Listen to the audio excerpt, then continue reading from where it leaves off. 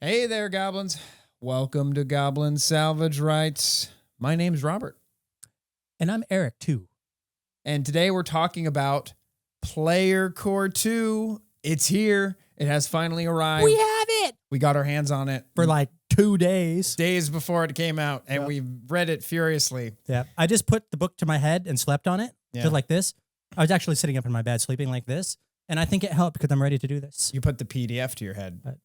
Because we don't even have the book yet. Yeah. Which kind of sucks. That's how low we rate. But, you know. That's okay. One day, Paizo will notice us. Maybe. In the trash pile of who knows? hobbydom. How many subscribers do I have to have? 2,000? No. 5,000? Goblins, if you know the answer to this question, let me know in the comments. So then when I hit the number, we can begin screaming at the top of our lungs. There is no goblin bitterness here at all. Even a little bit. Anyway. No, it's great. We love you. We love absolutely. you. We'll Before we jump into the topic, or not. I want to talk about a couple things. Yeah. Thing one. Couple cool things. I got a cup. This is a cup. That is a mug, my friend. Mug. I went to I sold rum at like a local event, Canterbury Ren Festival, and I met this wonderful person named Leafs Custom Designs. It's a wooden mug that's been lightninged. I don't think it's going to focus because I put the focus on your face. But anyway, put it there. Long story short, they have like some laser. They have some new laser technology. I don't know if you've heard of lasers before. Beer with lasers sounds rad to me. Keep talking. Keep talking. They're really high quality mugs, and I'm thinking they have like a laser cutter now, and they're doing logos. So I'm thinking maybe. Oh, go where I hope you're going. There could be some GSR premium merch in the future. A laser cutting of my broke ass ears on one of those things. I'm not a fan of publishing, of like putting out like a $20 t-shirt. I'm more likely to put out like a really high quality mug where I make next to nothing on it. But you get a dope mug with my face. Yeah, totally. Or like a toilet roll dispenser kind of a thing. Can you imagine? Well, you know, with lasers. It's like our goblins holding up the toilet roll and then you're, pulling. Anyway, so thank you, Lisa. Good ideas, yes or no? Link into the show notes to their stuff on Etsy or whatever. They do cool It really work, is nice. I really do like it. And I'm a little bitter that I don't have one on my side of the table to drink from. They were super nice. Yeah. So... Yeah. Okay. So anyway, let's talk about this other thing. There's another thing. Yay. Look at this. So once upon a time, long time ago, I think in like our first or second episode 2 years ago, at some point, Robert and I were talking about the play test and how while we were a part of it and submitted, we never actually bought the books to go with it. And all these years later, kind of had an moment. Wish we would have done that just for posterity. And one of you fine goblins out there, Jorn, because I understand you're not supposed to name real names on the internet. Yeah, this is don't dox people, please. So I've already doxed myself on multiple episodes. We can call ourselves out. That's totally fair absolutely. game. But Jorn, thank you so much. You were kind enough to go to your FLGS, grab 2 of these, one for each of us. Hardcover, still in the wrap that beta they came play in. tests. And I'm never taking mine out of the wrap unless not. it's to get it signed, and then it goes right back in the wrap. Absolutely. Or we get a new wrap. Yeah. Yeah. So Green Heart, thank you.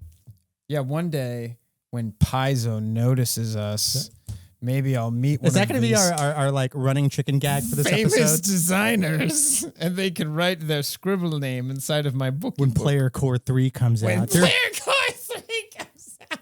There better be our names in there somewhere. So anyway, goblins, this is going to be a long episode. We're going to bullet train our way through what we played to jump into the good bits. We say we're going to. We're going off the tracks. There's so much in Player Core 2. It's a lot. It's so much. Yeah, it's like 322 pages, I think. Oh my God.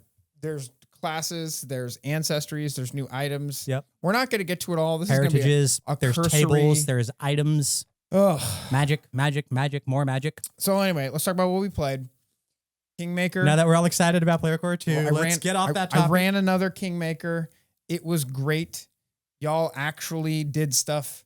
I mean, you did stuff last time, but like main quest line has been advanced. We basically just did like a dungeon fight. The players came back. They discovered where the bad was that they've been investigating thanks to their new kobold friends, which are in Player Core 2, kobolds. And they see what I do there. And they had a cool fight. I got super dark on y'all. Erik was like, "Oh my God, I wasn't ready for it." Erik was like, "Are there not Robert and dead skinned babies? What is this? Babies on spikes. Has somebody been watching Eddie Izzard? Yeah, so I basically just took I took these 2 paragraphs that exist in Kingmaker and I turned them into a mini adventure. Is that what you did? Yeah, because it'd been building, like the party had taken so long. I couldn't just be like, and then you find 4 witches. There was an undead, fucking weird ass scary creature hanging from the ceiling made out of dead babies. Yeah. Yeah. So this is not what I'm accustomed to in a Robert game. Exactly. So like the players took so long to get there that in my mind, there was already this buildup that had already killed happened. all the children and threw them at us. So I was like, well, I got to raise the stakes. Yeah. You know what I mean? Got to. I see what you did there. Yeah. Anyway, so that was Kingmaker. They did a cool boss fight. They wrapped up a bunch of threads, and now they're ready to jump back into the main quest. Yeah, I think one of the things I like about that, besides, dead babies are fun. You can quote me on that, I suppose, whatever. Is that's hitting. You did this really cool bit of sort of like extemporaneous dungeon design where you just wrote on the fucking map and you said, I think a block would go good here, here, here, and here. And then I want some walls here. And you sort of just like intuitively gave us a dungeon that looked cool to you. And we had some interesting square by square combat decisions to make. I didn't plan the It wasn't dungeon. a standard combat for me. I knew it was just going to be, it's supposed to just be one room in the basement of like a barn. Right. So as the scouting player entered, who's my partner who's playing in our game, as the scouting player entered, I was just drawing. I'm like, you see a hallway. Yeah. And then you turn the corner and I just drew a little corner. And then a long corridor with little blocks. And eventually they ended up in a room. That's just, but it was kind of a cool shape. I think you should draw that and put it on the Discord so people can see after they're done here. Yeah. Because it was a cool little bit of sort of just like every combat is always the same. I will go to my grave saying that. Absolutely. But this combat felt different simply because of where you put the line of sight blockage. Mm-hmm. And I'm playing a fighter. So line of sight is everything for me because I like imperfect information. Yeah. There was a baby killing cult on the other side and I knew it as a player. But my player can't see that far. Right. It was like a hallway with columns in the center of the hallway. And then in the room past it, it was like domed. And the BBEG was one of the people standing in the center that you saw, but there's a hidden BBEG on the ceiling behind. Yeah. And one of our player characters was in there hidden. It saw it, came back. And I can't use that information. Yeah. And here I am going, fuck, what does my character see? Oh, that changes my first round of combat in ways that make me feel uncomfortable. And that was awesome. Thank you. So kudos to you on that. So tell me about Edgewatch. Edgewatch, yeah, that's right. You are busy actually having a real job, so you couldn't come to Edgewatch again. But I will be there this Saturday after a farmer's market. Good. Then you're going to be here in time for the heist. Oh, shit. So I spent the last couple of sessions kind of getting everybody ready for the heist. And what I did for this one was on the Discord, I have an entire channel for this chapter.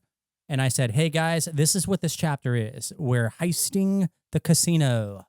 And here are some downtime activities you can do to help get some intel on the casino. Mm-hmm. And you can take actions like, get a job in the kitchen or do some gossip or, take a walk around and, investigate, XYZ people. And I gave everybody 3 days of downtime to do that and said, these are all of the actual mechanical actions that you have access to in the GM core as well as in this actual adventure.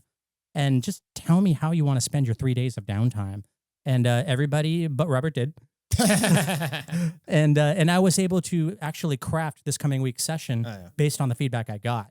So if you are bored this weekend, I apologize in advance. That'll be fine. But I was able to build scenes around what other people said they wanted to do and who they wanted to interact with. Like Tedeschi said, I think I want to find this random card sharp person who you named in the Discord. And I think she might be a good in. Because she had a little bit of a bio blurb about coming up on the docks, coming from a shitty background and then getting this job and now she's doing well.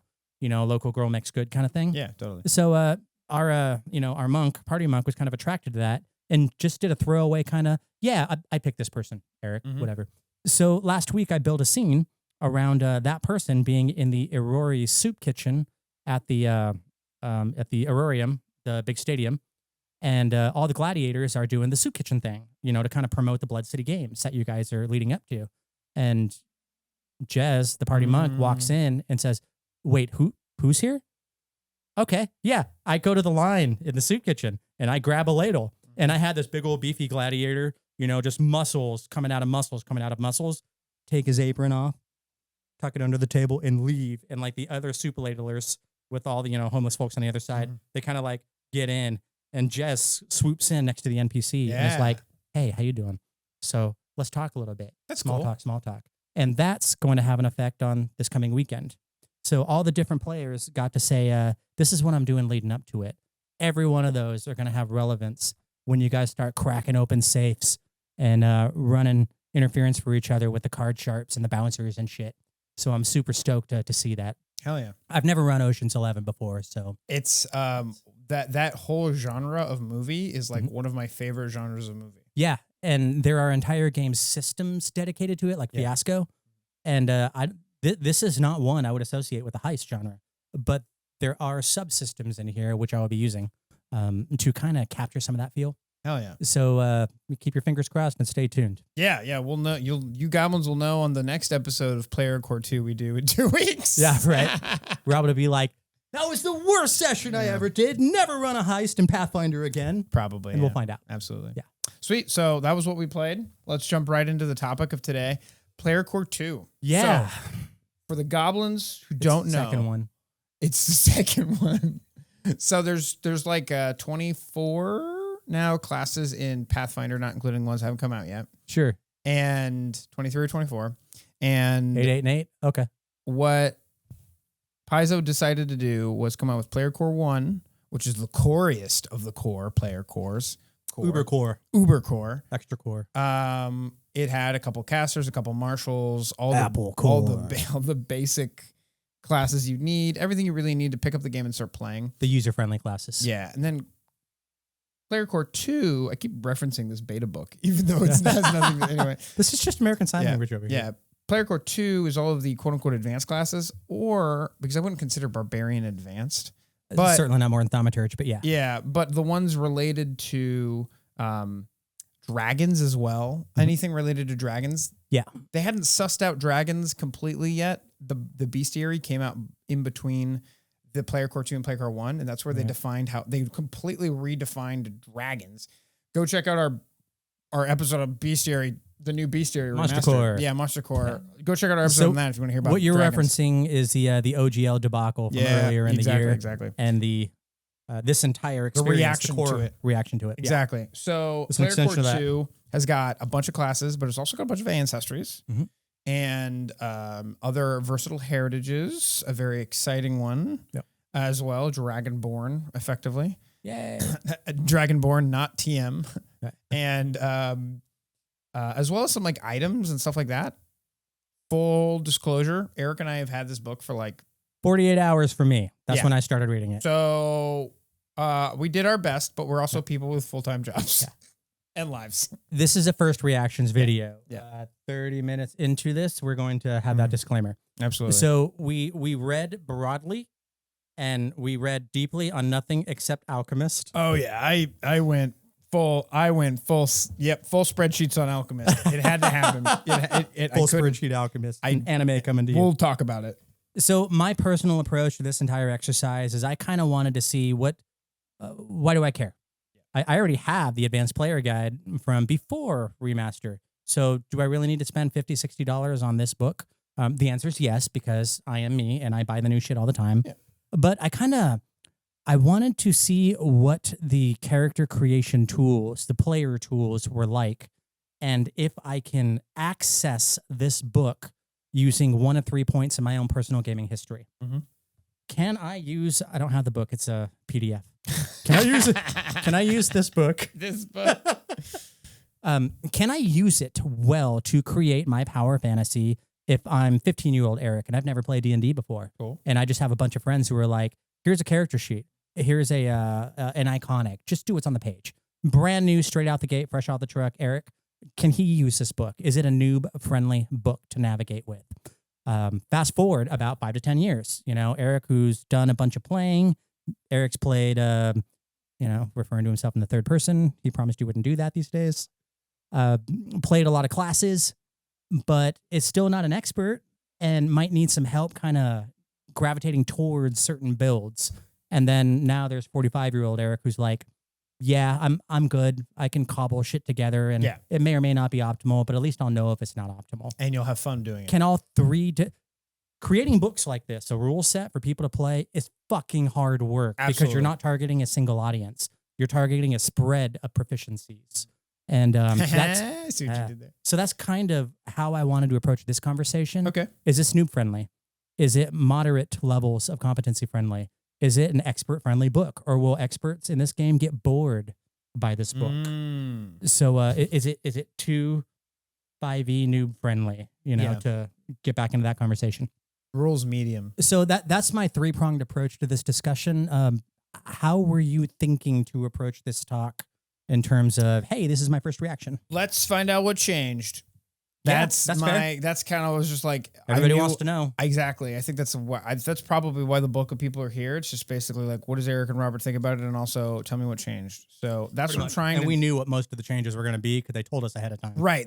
But here's the thing. They like alluded to part of the changes, but like the Oracle, for instance. Yeah. We didn't understand the totality of the changes and how impactful they would be on the build until we actually had the book in front of us. Yeah. We're like, holy shit. They play this that really fucking close. This is a new class. Yeah. Basically. Actually, is it just Pathfinder first edition Oracle? Ah. Dun-dun-dun-dun-dun-dun-dun. Anyway, so yeah, the ancestries. Let's jump into the ancestries because that's like, to me, the first beginning of the book that Can I haven't read. derail you immediately out Yeah, the okay. gate? Okay. Let's just start with whatever Eric wants to start with. Yeah, then. I'm sorry. I'm going to be that goblin today because I got opinions. He's going to talk about the artwork. I'm calling it right now. Guys, just let me Fuck tell you how you great think you know me? So I'd like about- to talk about the artwork first. Oh, fucking called it! No. Okay. So there are quality of life changes that pertain to yeah. every section in this book. I really want to go over because that helped inform how I took in the rest of the book. So again, Eric's a professional editor or something, and he's I was a tech writer for 5 years. geeking out I know the about industry. It's how books are written. So yeah. let him have his moment, guys. So I do want to start out by a shout out to Avi Cool, the I believe still the lead editor at Paizo. Fucking knockout job here. I mean, there's a million examples I can point to, but if you just look at the God, what was it? The Heritage. Fucking. The sidebar. No, it was one of the introduction. Like this is the Heritage section, and these are all the Heritage things you need to know about heritages. Yep. It's like the text got cut down by 50%. Yeah. All the language got super tightened and shrunk down, and it's much more concise and punchier. A lot more verbs. I noticed, like, yeah, the sentence lengths were reduced by percentages. So the same thing happened in Magic: The Gathering a couple years ago, where they did a huge review of how cards were written, and they keyworded or standardized some things, and they shortened them down to where they still make grammatical sense. And if you they're read, bite-sized now. but they're bite-sized. Yeah. And I noticed that in a lot of the way It's that the rules common are written. background introduction. Literally 50% of the text just got jettisoned. That's crazy. And it's just, don't bore us, get straight to the chorus. That's exactly what you did. So thank you, Avi and team. I know there's a team of you editors out there. I just don't have all the names memorized just yet. So editors are the unsung heroes of the creation world. We all seem to know the designers and the developers and the people whose faces are on the cameras. Right. The legacy people. We know the Bullmans. We know the Jim Jacobs. We just tend to take for granted it's the same like 5 or 6 people over and over. Right. But there's a laundry list of names to get this book to print. So good shout out there. It's also important, like, editors are the deleters often of words in books. Yeah. And You've got a lot of film editing background, so Yeah, you know true. this for days. Yeah, I mean, a lot of stuff dies on the cutting room floor. And the thing is, you don't notice what is lost. Right. That's the point. Like, a good editor, I mean, many people argue a good editor, at least in film, should be invisible. Mhm. You know, there's a lot of editors out there who will disagree with that and be like, editing is a form of creation, which it totally is. Yeah. But like, my point being, like, just to reinforce what you said, the designers are designing, their words have been written into existence, and those are easy to notice. But the editors, they're the ones cutting words out, and those are hard to notice because they're not there. They also add them in. Oh, So okay. there's different kinds of editing one can do. One of them is content editing, where you massage the words that are submitted to you. So an editor has the power to literally take the neutral sentence that you just wrote and turn it into a tyrannical sentence, turn it into a benevolent sentence, keep that neutral emotive sensibility to it.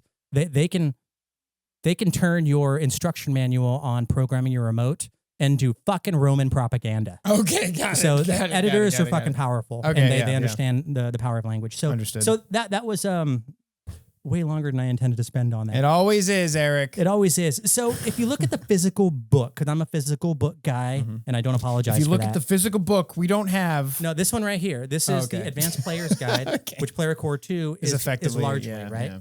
Notice how the white bleeds all the way to the top and all the way to the bottom. Mm-hmm.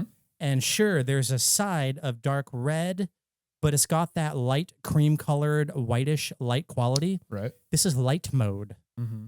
If you look at your shiny new Player Core 2, you're going to notice the top is dark green. A book in dark mode. The fucking book is dark mode I in love it. paper media. I love it.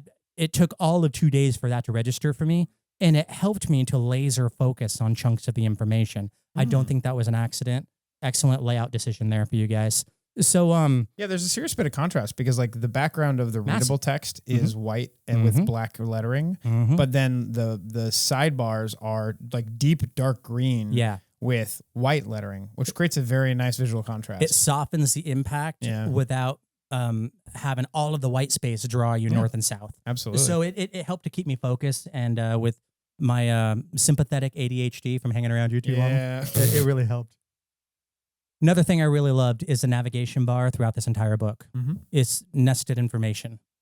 That means you can find any fucking thing you want in the entire book just by looking for the sidebars. We don't need indexes anymore in these books. Mm. I still want them, but a glossary and this kind of a sidebar, and I can even live without an index. Right. So that's no small amount of power. And we've been bitching and complaining about the index. I mean the sidebars and the We have. navigability of the core book going all the way back to playtest days. Hey, I'm pointing to the right book. Wait, people actually read the books? They don't just use Archives of Nethes? That's hyperlinked? I hate everything about your face right now.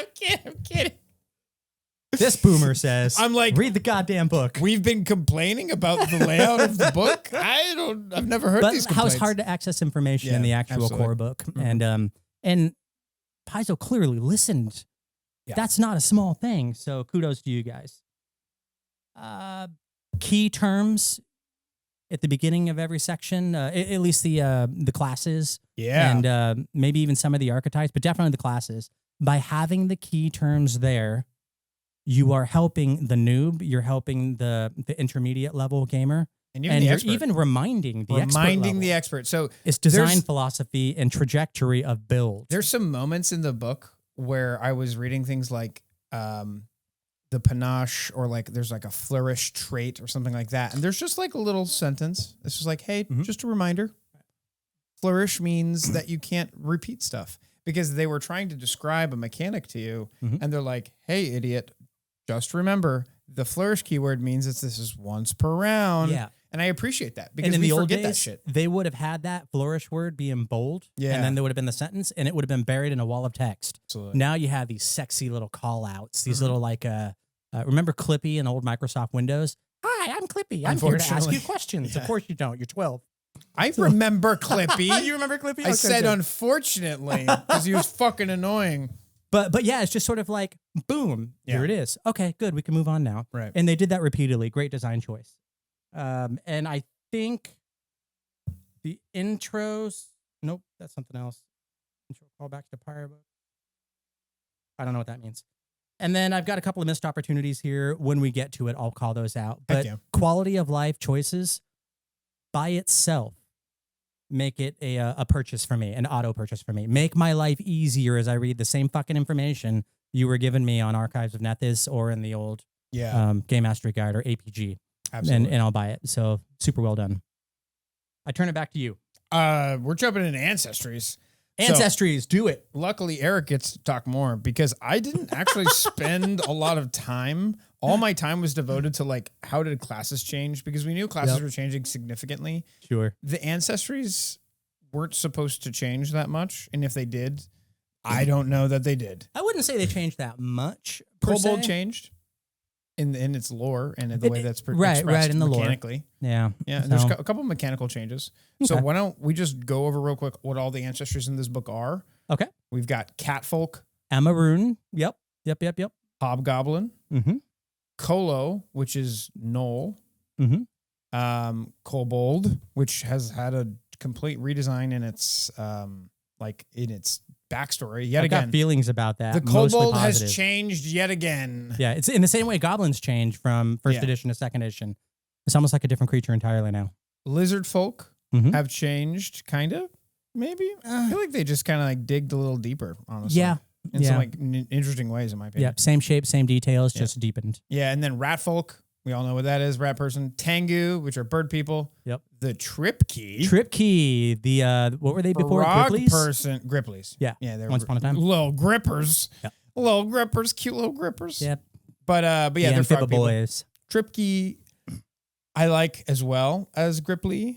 Trip Key, Gripply. They kind of they rhyme. It's a little bit of a child sing-songy thing. Yeah. And then we have the versatile heritages. Yep. The dragon-blooded. Yep. Scalies Rejoice. You can play a dragon person now, which is cool because they redesigned dragons like we spoke about earlier. Yeah. So I like that.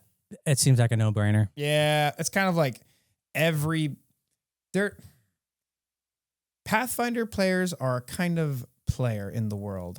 Many TTRPG players love playing the wackadoo There's character, a lot of people holding their breath right now. where everyone of the party has to be like a fucking half-blooded dragon blizzard, I'm about to be seen. rat folk person. So to me, it's like a no-brainer that like they would finally have dragon people. That makes sense within the context of the game that aren't like you're playing a dragon. Right. And like how you can have Fae kind of bleed into other ancestries and be like Fae touched. And what are the angels and the demons? Tieflings Aasimars and the Aasimars. You know, you're like touched by the planes. All have their own special. We haven't word really now. had touched by a dragon until now. Totally. So it was a no-brainer. Yeah, I think it's a no-brainer. And I think it was also wasn't it in Pathfinder 1 when you were like a dragon-blooded sorcerer and you had the dragon? That was a scales and prestige shit? class you're talking about. Yeah. It just feels like it was sort of like a derivative Absolutely. from that. And so haven't really read through these too much. I got a couple of things I can say about them. And absolutely. Oh, again, I forgot the other versatile the other one? heritages. Yeah, there's two other versatile heritages. There's the Changeling. That's pretty cool. They brought the Changeling into Player Core 2. And then the last one. I don't think they did. I think Changeling was in Player Core 1. I'm dumb. Dampiers, Dragonblood, and Duskwalkers are the three from this one. Thank you, Erik, for reading words better than me. Yeah, so with the Player Core...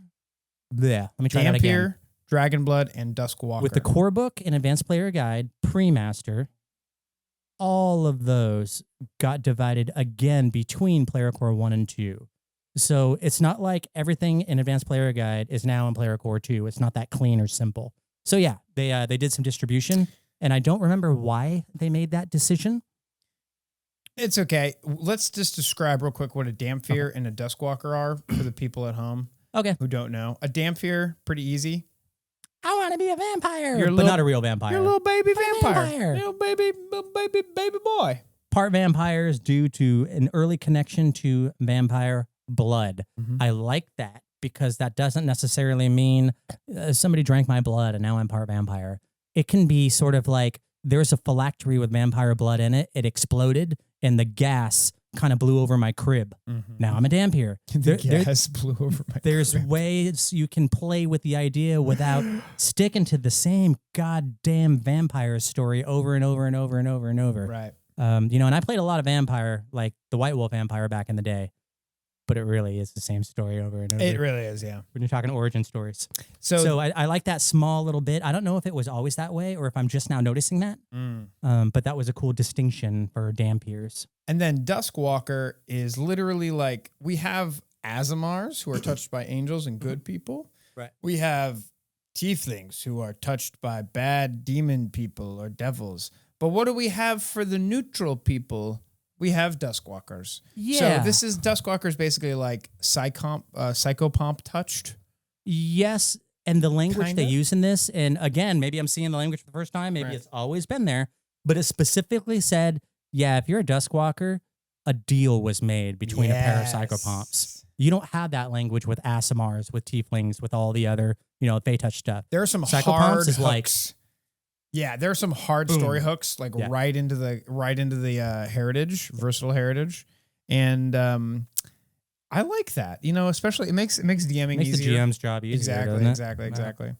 So yeah, those are the ancestries. I'm sorry if there's something we missed. We will go deeper in another episode. We've got more promise. videos for this one book coming up, Absolutely. but we need more than 2 days with it. Yeah, and I can't imagine anything crazy has changed. I definitely want to dig deep and talk about the dragon blood on the next episode because it's probably going to be freaking cool. It touches multiple books, and it's specifically hard coded into this one. So yeah, I think that Because deserves dragons its own are like the spot in big light. theme of this book because Yeah, they're rated differentiating dragons. itself from the rest of the Exactly.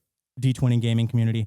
So we mentioned the names of the ancestries, and there's something kind of simultaneously cool and cringe at the same time. It's like Schrodinger's cringe. What? And I'm it lit my brain the fuck up when I noticed it. So I got to be careful how I phrase this. Ooh, let's see it. Okay. Danger. You know the little territory. spot in the beginning of each of these ancestries where it says, if you play an X, you might think like Y. Okay. And if you play X, other people might think of you as Z. Yeah, totally. Yeah. This is hard coding stereotypes, Yeah, like in an ugly way. absolutely. But it lit my brain up because I'm like, oh, as a GM, I can totally use that. And it's Mhm. going to feel a little greasy. But like the one that really caught my eye was the fucking dragon one. Oh yeah. Where are you? Yeah, little your mom got bastard? knocked up by a dragon, huh? Yeah, that's what Yeah. people think. Too soon. But I mean, like, Okay, so scions of powerful dragons are the Right. dragon bloods, right? If you're playing a dragon blood, others probably believe that you are in a dragon's employ or are a dragon in disguise and want you to reveal the location of some treasure. Assume you can breathe fire or some other element and mistakenly think touching your scales or horns or wings will bring them good luck.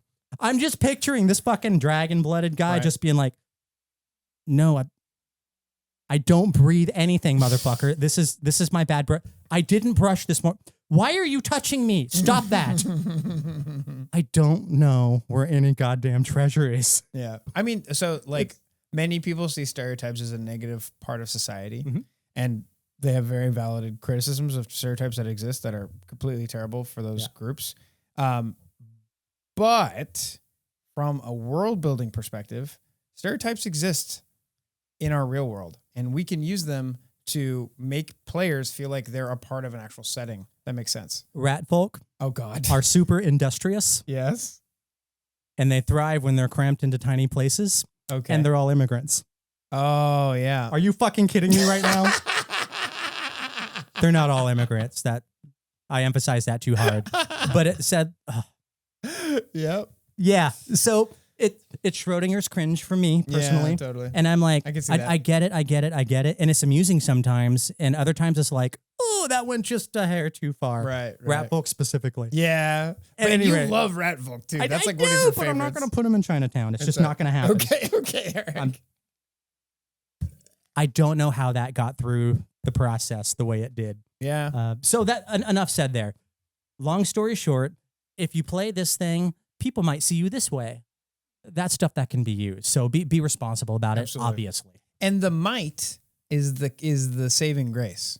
You know, people might see you that way. It's just like my opinion, man. Yeah. It might be that way. Or you're like in a completely different country and people have the DM considers whatever the assumption is, the stereotype is cringe, and they come up with their own stereotypes. Totally. Yeah. For those people or for that ancestry in that place. Yep. And maybe that could be an interesting take on stereotypes where you've got a party who travels from different countries and the stereotype and the assumptions change wildly.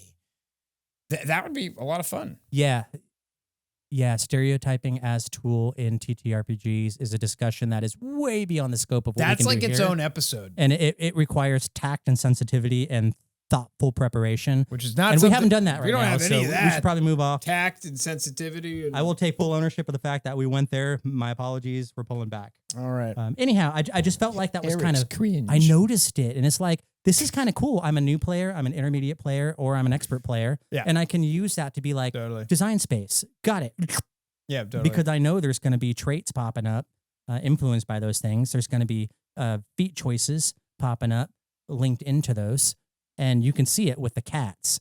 I think the cat, the Amaroon, is the dumbest thing I've seen in TTRPGs in my entire fucking life. Oh no. And I love it at the same time. It's just so stereotypical.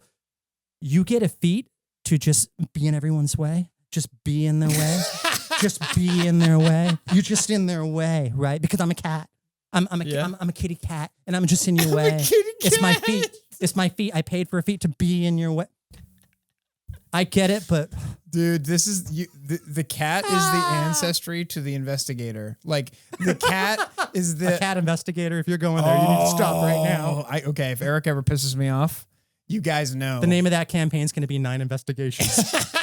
The 10th one will fuck you. Have you seen the Puss in Boots movie? Like just the first one. So it's like Puss in Boots 2 or 3. He like meets Death, who's like this dual wielding badass wolf. Oh, okay, who, like, that's cool. Whistles and stuff. Honestly, one of the best animated movies I've ever seen. But it reminds me a lot of like cat swashbuckler, kind of like, you know, meeting Death. That would be a fun TTRPG game. You guys are going to hear me scream and rage when we get to the swashbuckler. But that's later in the video. Oh, interesting. Yeah. So do we want to jump into classes then? We probably should, because I need to stop talking now. Oh, you're doing great, boss. What are you talking about? All right, so real quick, let's just tell the folks at home what classes are in this bad boy. Yes. So we've got Alchemist, which you know I'm about to talk about. Yep. Barbarian, Champion, and then we have Investigator. We have Monk, Oracle, which is a big one, got huge changes. Sorcerer is important, which got very few changes, but some important ones. Very cool, important ones. And then we have Swashbuckler. Yeah. There's that got some much needed love as well. Yeah, there's also like there's a huge pool of archetypes. There's some new feats, a lot of old feats that have been kind of reworked and tweaked, new spells, and a lot of renamed spells, if I'm being frank. The spell renaming, I'm a little on the fence. I like some, I don't like some. It's pretty even for me. It's just like the other day when we were playing the game, and like Burning Hands has been changed to Burning Breath or something like that. I'm just like, but we were tadpoles when we were using Burning Hands, so that's kind of a legacy thing for me personally. It's so deep in my brain. It is, yeah. It's like, how do you go from Magic Missile to anything else? Exactly. And then there's new items. Yeah. I, like I said in the intro, focused almost all of my limited amount of time comparing the classes to what they used to be, the pre-core, the pre-master versus the remaster. Yep. I love that term, by the way. Can I just say? Pre-master? I don't know who started that, but like it rings well. It's so great. So let me just climb onto my little soapbox. You should do so. Yes. Climb. And we get to talk about. Here's your megaphone. My spreadsheet. It's happy spreadsheet hour. So I promised Eric that when we talked about the Alchemist, I would not take up 25 minutes. Ready, set, go. So here's to 24. No, I'm kidding. I'm kidding. Well, so, all right. We all know the Alchemist was a complicated monster to play. That's the biggest issue. Yup. The second biggest issue was that it had a bad time scaling. It just had bad scaling. The scaling it had was not universally on par agreed upon with anything else. Mathematically, period. Those are the biggest issues. Everything else was some quality of life stuff. And I'm happy to say quality of life stuff is largely gone. Like the quality of life for the Alchemist is pretty freaking good now. It's good now. Okay. Yeah, it's pretty freaking good now. It makes sense. You're a spellcaster who throws little spells in vials, basically, kind of. Okay. Maybe, not really. I lied. You're not a spellcaster. Because the scaling was made better, but not actually fixed. And this gets down to a core issue with the way that they designed the Alchemist. I'm not saying they did it wrong. They just chose one of two obvious paths to me. And they both have their downsides that we can talk about. And we will. But first off, formulas now auto scale to your class DC at like level 5, which is when they stop, which is when it starts mattering. So at level 5 or 3 or something like that, all of your bombs go off of your DC instead of the bomb's DC. That's an item in the game. That's great. They changed the alchemy system to base plus a separate quick alchemy pool that you can refocus, like focus points, to get like 2 or 3 back at a time, versus the way it used to be, where you had a Brewmaster had a pool of reagents that you could either spend in the morning. You could spend a number of them in the morning to make 2 times the number of reagents, or sometimes 3 times the number of reagents. And those are the spells you have in your spell book, quote unquote, for the rest of the day, and they're pre-made. And then you could save some off to the side and make whatever the fuck you wanted in the moment, right then and there.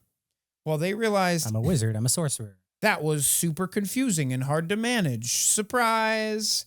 So instead, they came up with a system where they bifurcated both of those things.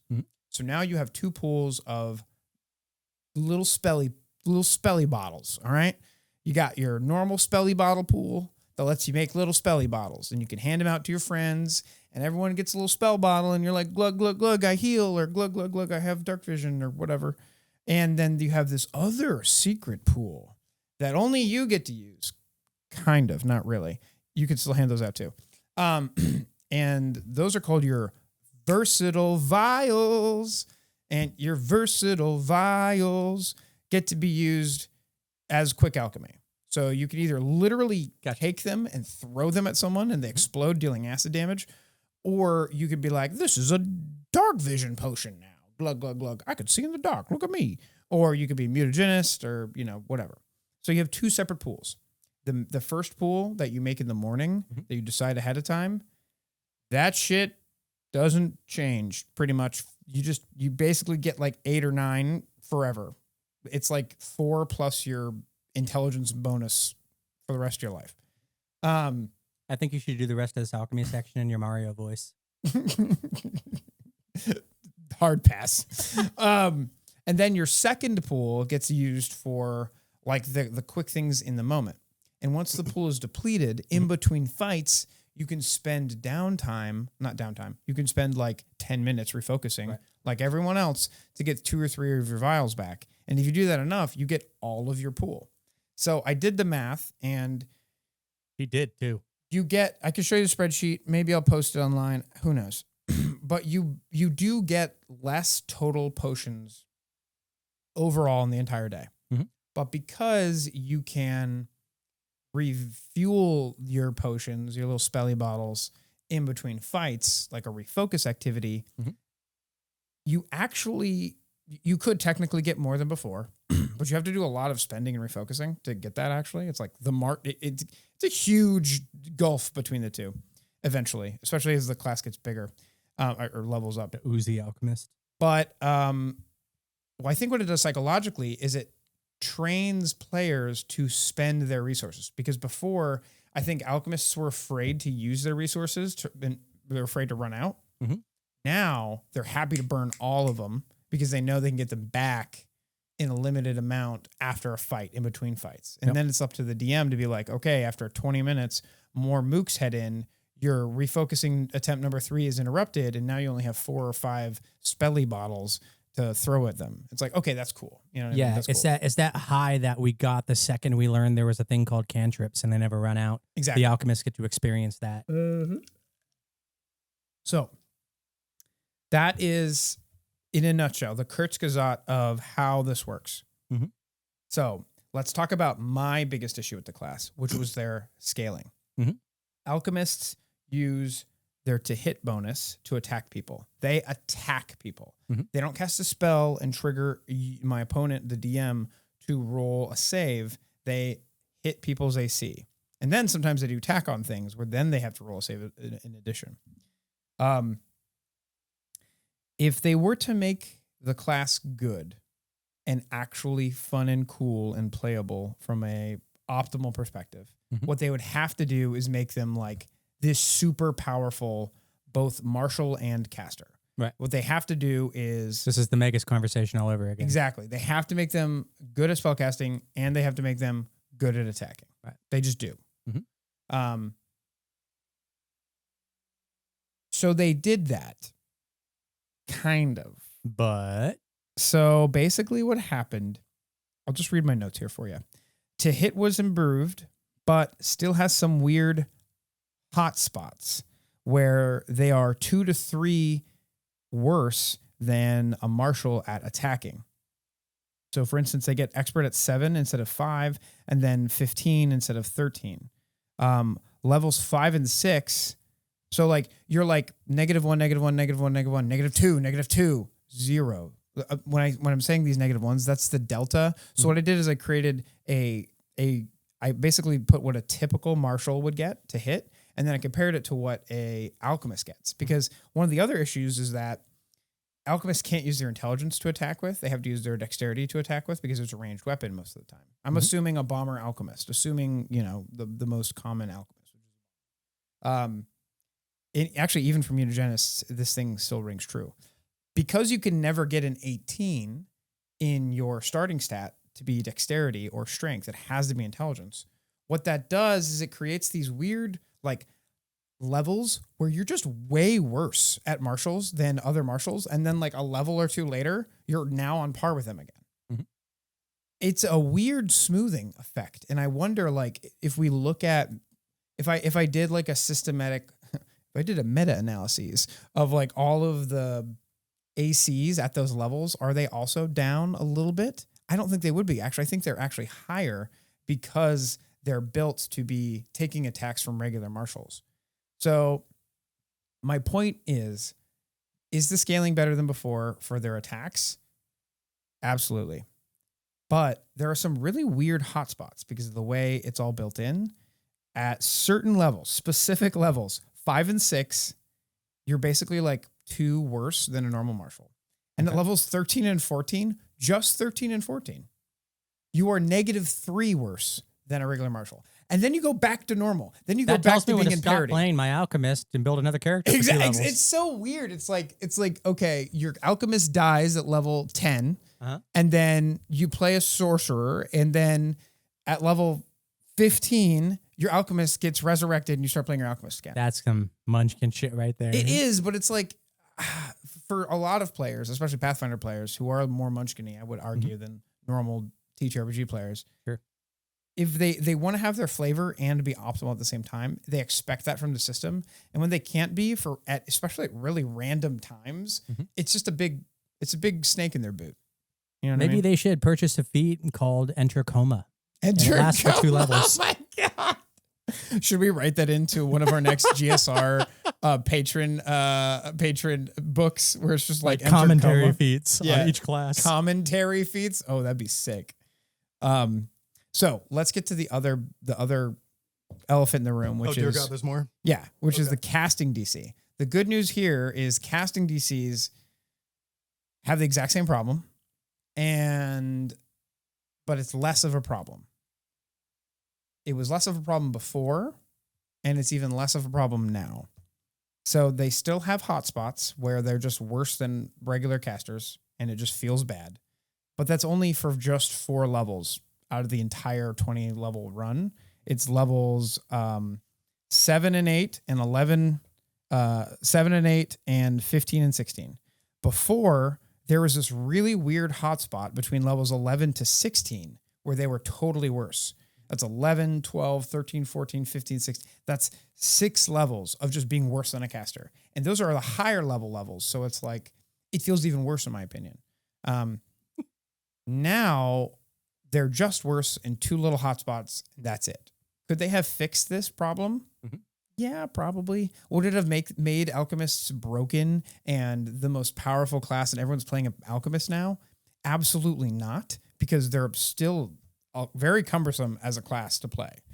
They're still very high skill difficulty. They're still like D tier or F tier when it comes to playing them drunk. You remember that absolute callback to our other episode, but they're way more playable now and way more accessible is a great way to put it. Yeah. They're way more accessible. Yeah, I don't need a perfect alchemist class. Don't give a shit. Yeah. I don't think any class is going to have a perfect Apex power fantasy for me except the fighter. And hell yeah, brother. And what I realized long ago, but I'm just going to pretend I'm just now discovering it because emphasis, is that that's fucking boring. Okay. If you hit the target every time that you're aiming for because you matched it just right and it's structurally built for you to not fail or to rarely fail, that's not a game. that the game is done. It's rigged at that point, right? Mm. So for me personally, I just want a functional alchemist class, and it Totally. felt like we didn't have that in the beginning. And Yeah, granted, mea culpa here, or full disclosure rather, I built my first alchemist as a 17th level alchemist for your Four Horsemen of the Apocalypse that's game. right, yeah. So I didn't know what I was doing. And I picked the what was it? The poison one, the toxicologist, which is arguably the worst one back in the day. It has been. I will get to this. We're not even done with the Alchemist, but it's been made way. I've heard better. good things. It's made way. So better I'd like now. to revisit our Four Horsemen. Yeah, well, that'd be fun. The other horsemen, if you're watching right now, Absolutely, get on your horses. That would be a lot of fun. But yeah, it feels like Alchemist has made 3 steps to his current incarnation. Absolutely. There was Pathfinder. Well, there was the playtest one, and then there was the actual release, and then there was another one. There was a series of errata that has hit the Alchemist over the years, like a 2.5 Alchemist or something. Yeah. And then there's this one we're looking at now, 3.0. It feels like there's 4 versions of the 2.75. Alchemist to get to where we are today. And if you look at the Alchemist that you just talked about and compared it to this, it'd be. Are we feeling good? Absolutely. Okay. Leagues better. Are we positive on the Alchemist, even though it's not optimal? Oh no, I'm super positive on the Alchemist. Okay. It makes me want to actually play one again, especially From Robert. That's super high praise. Especially because they've designed the Alchemist's other non-bomber versions to actually be fun and interesting and cool. Yep. The Churgeon gets to throw healing bombs. Need I say more? The toxicologist has an ability that basically says, hey, listen, I know they're immune to poison, but your poison, that shit, crazy. Yeah. It's Here, some hold my crazy- hemlock. That's some good shit right there. And then Mutagenist, from the skimming I could do and all the items and stuff, the Mutagenist is actually like, you can actually play like a melee beater, and you're not going to be a barbarian or a fighter, but you can keep up enough with the boys, if you will, in order to like have a good time and play like a fun melee character, which is exactly what you want the Mutagenist. The Mutagenist should be, I take my little spelly potions in my mouth or other places and Take your phylactery and right up the tushy. And then you just go ham for 2 minutes. And then you're like, the enemist. God damn it, Eric. I'm sorry. Did you say something? And then you turn back into a normal person. You go rage mode, except your rage is induced by liquids. And all of these are, we're talking combat here. Yeah. And there's a million other ways to play the game that don't involve combat. Is there? Need I say more? So yeah, at the end of the day, we've made strides towards a not just a functional, but maybe even a fun alchemical experience. I want to jump I want my on Frankenstein story and to have fun with it. Absolutely. And you totally can now. Before I would argue the rules kept you from doing that in a really engaging way. You had to homebrew shit, and there were a lot of people doing that out there in the ether. So I'm great with homebrew, but when I visit a table and they don't know who I am and they don't trust my ability to count to 2, I need something that passes muster at the table. And I feel like we finally have that now. So I just want to touch on one little more idea before we move on to the other classes. Okay. I mentioned earlier. Are we at 24 minutes yet? No, we're at 15. We're at 15. Well done, Robert. I'm I'm proud of you. All right. So I just want to talk a little bit about like game design and where they could have gone with the Alchemist and the things, the issues they would have ran into. Okay. So they could have made an Alchemist that is literally just a spellcaster. Sure. Where they get full spellcaster progression and they design the way that they throw items at people. They're little spelly bombs. Yep. That would have been balls. And they your spelly bombs only hit on reflex. You have a 30-foot range or a 60-foot range on all of your spells, basically, and they always target reflex. Or maybe you throw one and it turns into a gas and then it targets fortitude save. Sure. Or maybe it targets your will save or something like that. And they just make them a spellcaster. And then to make the mutagenist, you literally just you literally copy paste the change shape spells and give them a little boost like they did with the druid, for instance. They could have gone that direction. I'd argue it's a less interesting design, clearly, but actually far easier to balance and make more people happy with. And I'm absolutely positive the people who originally, the writers who originally designed The Alchemist knew this was an option and decided not to do it because they wanted to explore this new uncharted territory that Pathfinder 2nd Edition created with their item and level system. The whole, like, when I look at the Alchemist is literally an Itemancer? An itemancer. They're an expression of a new system that was created in Pathfinder 2nd Edition. Before PF2E, we didn't have item levels, and we didn't have all of these mechanisms connected to each other and how items work in a really beautiful and intuitive way. The Alchemist was an argument for that. It was a way to show you and let players run around in that new design space that no other class could have run around in except like maybe the inventor. And you know, like the talisman dabbler, everyone's favorite. So I think the reason I want to take all the things you hate about Pathfinder and just put them into one single anti-Robert character. that would be a lot of fun, actually. Yeah. That's actually a great episode for an idea for an episode. Actually, absolutely. We both make anti-characters for each other. The other person, and all I do is just make a human fighter. That's it. That's it. I just Robert makes human fighter. But seriously, like the Alchemist to me is an expression of the system itself and the strides it's made, and that's the main argument I could see for doing it the way they did it versus doing it the way that made way more obvious sense, which is just to make them a full caster. I like that read because the iconic for the Alchemist is Bumbus, the Goblin, and that just makes me happy. That makes me appreciate it. The Goblin iconic is an expression of Pathfinder 2nd Edition and its evolution. Absolutely. Absolutely. So yeah, that's the Alchemist. That's my little soapbox. We got in under 20 minutes. I remembered something about ancestries I'm going to bring up briefly. Yeah, totally. Since we're talking about changes from, pre-master, remaster. The heritages for the different ancestries, I think there were like 5 apiece. There's 7 now. Okay. And Gripply, I think, got 6. But like of the ones that pre-existed, and now they exist here, and they're not new. Poor Triplies. Right. Gripplies? They're Triplies now. The Iplies. You got 7. So there's the ones we're familiar with, and everybody gets 2 more that kind of snuck in under the door. And just quietly, they're just sitting there waiting to be noticed. That's pretty cool. Kobolds have 2 new ones that didn't exist before. They all do.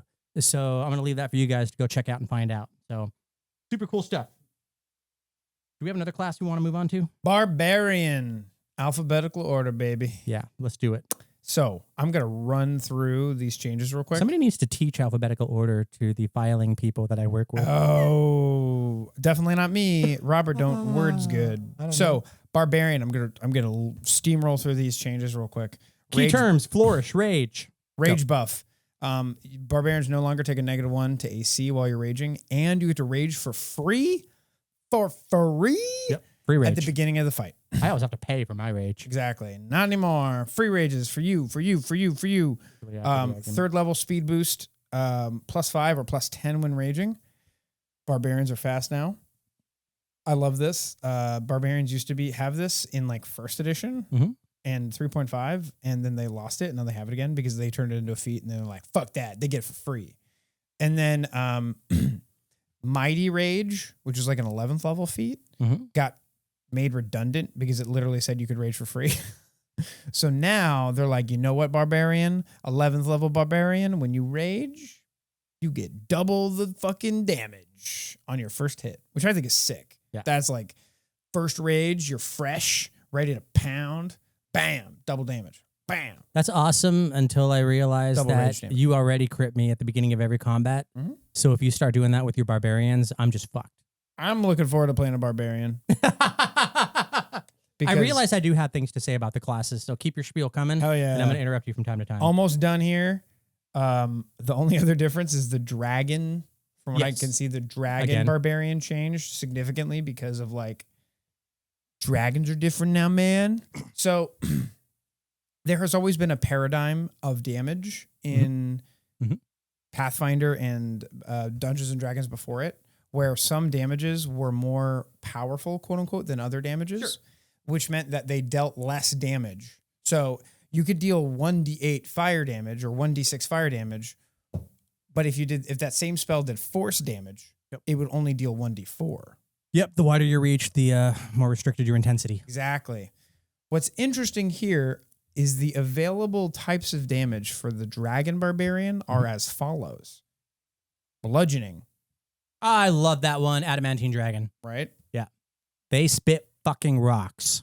Poison, okay. Black Dragon. Sure. Fire, Red Dragon. Spirit, okay. Celestial Dragon? Force. One Arcane of them Dragon. lets you do force damage. That's got to be Arcane Dragon, right? Magic Missile? Yeah, I believe so. And then mental damage. The whatever the occult one is. Mirage. There's Mirage, two of each, but yeah, Mirage is one of them. Conspirator, Mirage. Yeah. Okay, yeah. Yeah. So and like there's Bludgeoning damage. doubling ups of these power, right? Sure. Like other dragons have the same. But I just thought like force damage. Can you imagine being a like you're a barbarian who deals force damage all the time? Yeah, I mean, That seems it pretty checks. strong. yeah. Seems pretty strong. Just saying. But yeah, those are all my notes for barbarian. Okay, so I skipped what I wanted to say about the Alchemist. Moving on to Barbarian. Key terms, Flourish and Rage. I super appreciate, again, the new player, the mid-level player, and the expert player. There's that little box in the beginning that says, guys, when you're making a Barbarian, these two terms are really important, whatever your build. Right. So you can build towards it, you can build away from it, you can use one, exclude the other, so on and so forth, different ways to do it. I really appreciate that. All the classes have key terms that are important to the design philosophy of whatever build you're trying to do. So that's great to have that up front in a little call out box. Again, Clippy. The Animal Instinct, Dragon Instinct tables were super user friendly. It was great. It wasn't buried in a wall of text like I think I remember some of these tables just sort of being in previous printings and whatnot. Did you notice that the tables looked a little nicer? They do. They're cleaner. They're just nicer. The layout is far superior in the in this new batch of 4 books than the previous. And again, they've been listening to feedback for what 5, 6, 7 years, however long it's been now. Barbarian Feats by Name table is something I wanted to talk to you about. All the classes have this table. Like, here's all their feats, but they're alphabetical. Is that useful to you? It's the opposite of useful to me. If I'm building a character as a new player, as an intermediate player, even as an expert player, I want my shit by level so I can get an at-a-glance look at everything available to me at second level without having to look at an entire page of 250 words with Erik, special You layout. know, it's even better than it being organized by level or by name alphabetically. Besides nothing, what do you got? Sorted by the click of a button through Archives of Nethys. See, Paizo didn't produce Archives of Nethys. I know.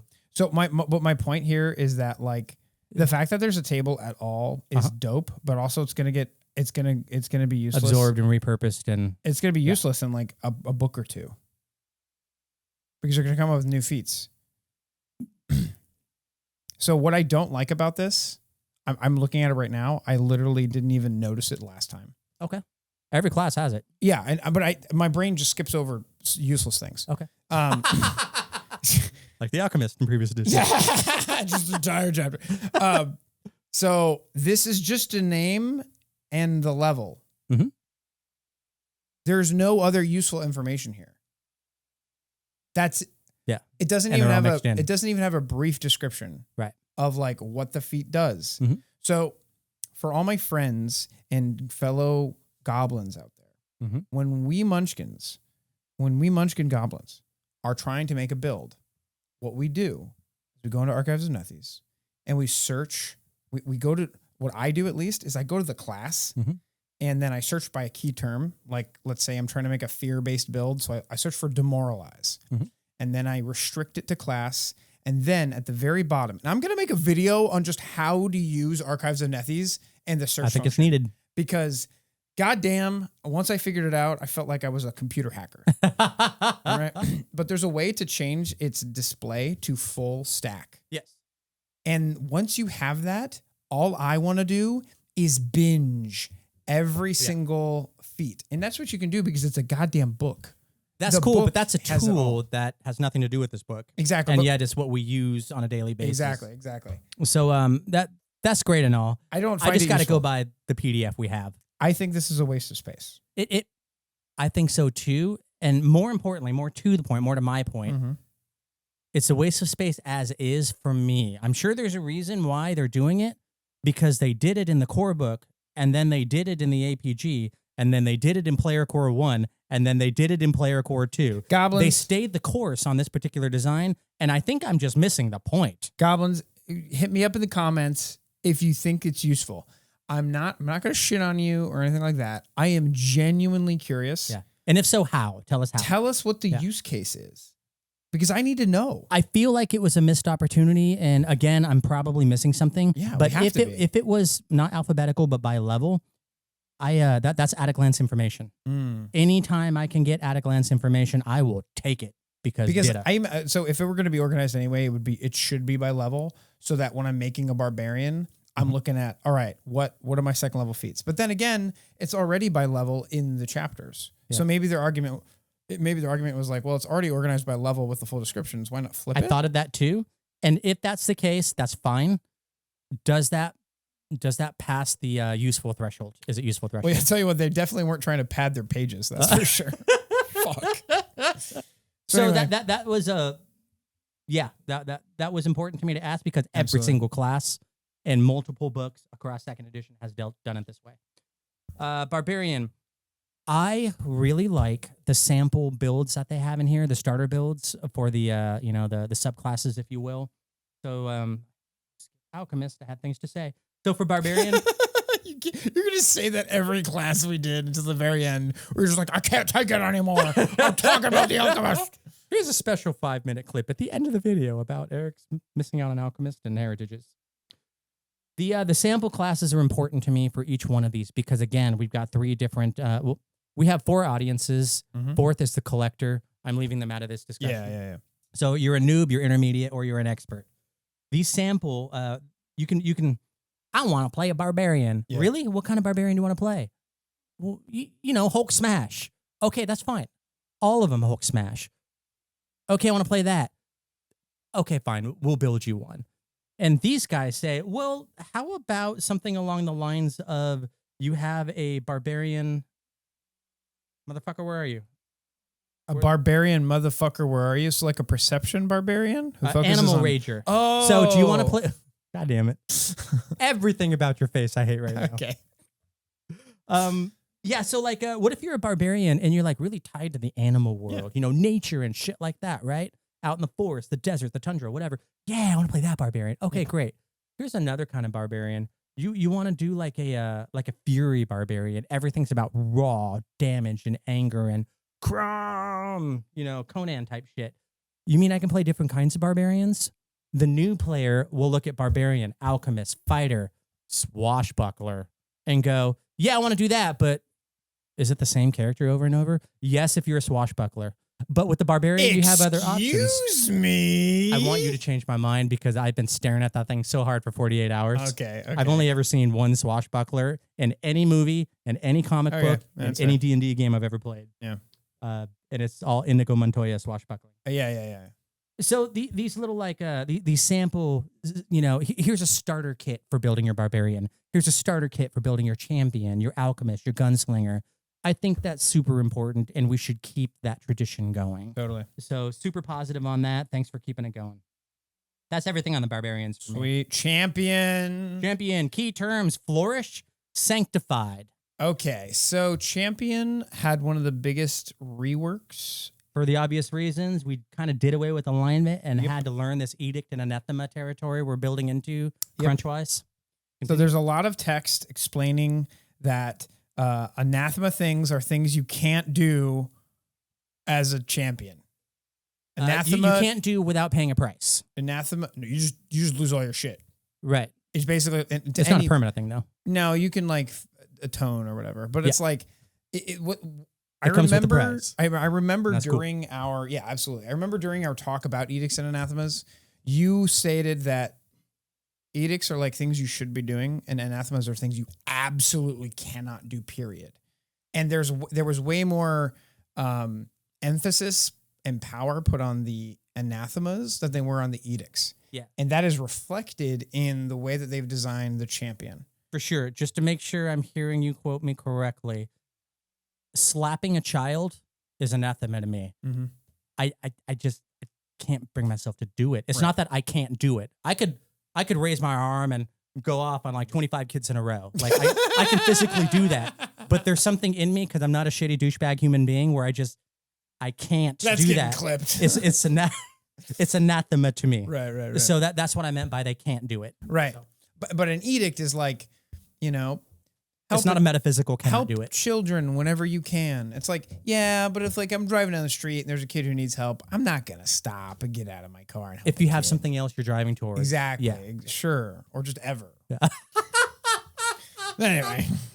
A paladin with orphanage issues. Yeah, exactly. Man in my group home. This is why I became a paladin. Fucking triggered. So they lean on the fact that you can't do anathemas. Mhm. Those are really important. They really focus on that being like, don't do this thing. So in my mind, when I'm reading the new champion, they're largely defined mechanically by the things they cannot do. Sure. Or they lose all their shit. Created through creation through restraint. Yeah. In my mind, focusing on it this way is a good mix of healthy gaming and moral code.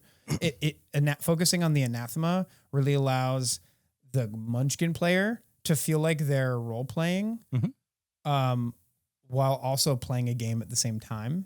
Yeah, which is really good game design. You know that's true. The other classes just don't have that sort of like. And let's talk about the RP part of this. Hobby. Many players play a Pathfinder. Many players play a paladin or a champion. Path the builder. Because they want that very obvious binary role-playing experience. I remember me gravitating towards a paladin in Pathfinder First Edition just because I wanted a character who was righteous and very easy to role-play. You know what I mean? There's not a lot of nuance many times. So a newer player, like, the three archetypes you were talking about, can rely on anathema to really guide what they do and how they interact with the world. And I think it's really cool. Yeah. So, sanctification. If your deity says you can be sanctified, either holy or unholy, you choose that at character creation. Yes. If your deity says you must be sanctified at holy and unholy, that's what you do. Are there take backsies? No. No take backsies. And, well, I mean, it's Pathfinder. There's take backsies are written into the core of the game. But anyway, you basically have written by Munchkins for Munchkins. Exactly. No, 100%. Absolutely. That should be on the anyway. So, and then there are some deities that don't let you sanctify at all. They said you can't. So that's kind of cool. When you are sanctified though, all of your strikes get either holy or unholy. Right. All of them, which is, I think, pretty badass. Yeah. Honestly, I think it's a cool way to do it. Especially when you're building towards a campaign, in session 0 what you're running up against. Yeah. World Wrath of the Righteous is different from Agents of Edgewatch. Exactly. When you're building a champion. Deific weapon, which is like the third level, you get a cool sword, you get a cool shield, you get a cool mount, changed. Basically, the old version had, if you're a good guy, you get the good guy options for the weapon. If you're a bad guy, you get the bad guy options for the weapon. Well, they basically said, good guys and bad guys don't exist anymore, man. It's all a construct, man. It's all just like opinions. It's all your opinion, man. So you guys can have all of them. So basically all the options just get put into one bucket, which is good. And then the shield, which no one ever chose, now it just automatically gets the resiliency rune, which was introduced in Player Core 2 or Player in Remastered, which is good because it buffs shields like they should be. And shields rock now. And shield fighting was always good, but now you can build towards it, like dual shield building type of build. Cool. Yeah, it's actually kind of OP in some instances. It used to be kind of like a joke build, but now it depends. It depends. Shields were really good if you and someone else at the table built around doing shield shenanigans. Very strong. Okay. If only one of you were shield shenanigans, it was hella mid. That'd be a great carnival story. Like the Shield Brothers or something. What? Well, I was thinking like the Extinction Curse, where you're building player characters for a carnival, and two people are like brothers or sisters or something, and the whole shtick is we're both dual shield wielders. Oh, that'd be hilarious. And they're gnolls, What? so they have the feats that require other people to do things pack around hunting them. and stuff like that. Yeah. So that whole like it's not symbiotic. What's the word I'm looking for? synergistic play. beat trading almost. Yep. And anyhow. Yeah. That'd be sick. I mean, the very first brain game went we with ever played was Gabby's game where she was running the first AP in Pathfinder 2nd Edition. PF2? Okay. And I was playing a champion and Jacques was playing a fighter, a shield fighter. We were both shield fighting people. And the synergy was sick as hell in the beginning. So that's my anecdote. The whole champion aura. So now a champion has a 15-foot aura, and that's what all of your reactionary strike things key off of. So it's all a 15-foot aura. They basically made options for holy and unholy. You know, before we had like the chaotic neutral. We didn't have chaotic neutral. Did we? I can't remember. We had the good ones with the flavors, and we had the bad ones with the different flavors. Mm-hmm. We still have those. They still exist. They got reworked a little bit, but not by much. Do we have the bad ones in the remaster? There's this whole block of text saying, "Hey, asshole, if you're gonna play a bad one, talk to your DM because they're very disruptive." That's what I thought. I remember seeing the subclass for the Redeemer. I don't remember seeing like a tyrant or something. Yeah, exactly. There's a tyrant. Yeah. Okay. Yeah. All right. So those still exist, which is cool. And they basically, from a rules perspective, they kind of consolidated the way the mechanics work to just this 15-foot aura. And this is, if you're in the aura, certain abilities happen, and if you're out of the aura, they don't. One of the interesting things was, I totally forgot the deific weapon thing. Deific. I'm using the wrong words here. Deific weapon allows your simple weapon to be 1 dice better. Now there's an extra added benefit that basically says if it was advanced, you treat it as martial. Anyway. Divine Ally is what I was talking about before at 3rd level, where you get a sword, a shield, or a steed. Mm-hmm. You don't get a steed anymore. You just get 5 feet of extra movement. Okay. But if you're riding a horse, your horse gets it too. Nice. Also, anyone within your aura of 15 feet, if a reaction were to happen and they would get hurt by some sort of reaction, they get a +2 circumstance bonus against that reaction. Pretty cool. Yeah. And then all your causes, your 6 different flavors of champion are now like they're all keyed off of this aura, and it's all very clean and easy to understand. Before there was like some weird, not clean moments. Mm-hmm. Now all very simple and clean, accessible to the noobs. Mm-hmm. Neat, I like it. So let's talk about my favorite class in the entire game, the Investigator. Oh hell yeah! So good chat. Moving on to Monk. Jesus Christ. There's not going to be much more to talk about in Monk because there's no key terms for Investigator, which is strange considering how like game specific and session defining that irritating as fuck class is. Okay. We both don't like Investigator. I understand that. Yep. High five. High five. Go team. I don't like it because it should have been an archetype and not a full class. But I feel like someone on the design team really fell in love with this idea of rolling a dice based on intelligence, and you get to predetermine what your attack is going to be. Mm-hmm. And then they built a whole class around making that a cool thing. And everyone was like, this was like their pet project. And then they were like, we don't have any place to put it. That's a super generous and benevolent reading. I think somebody played too much goddamn Cthulhu. Okay. And said, I'm tired of not being able to punch back. Okay. And so they created that specific thing. Got it. So anyway, I'm going to literally verbatim. I tried reading Investigator. Again, we only had 2 days to go over this. Mm-hmm.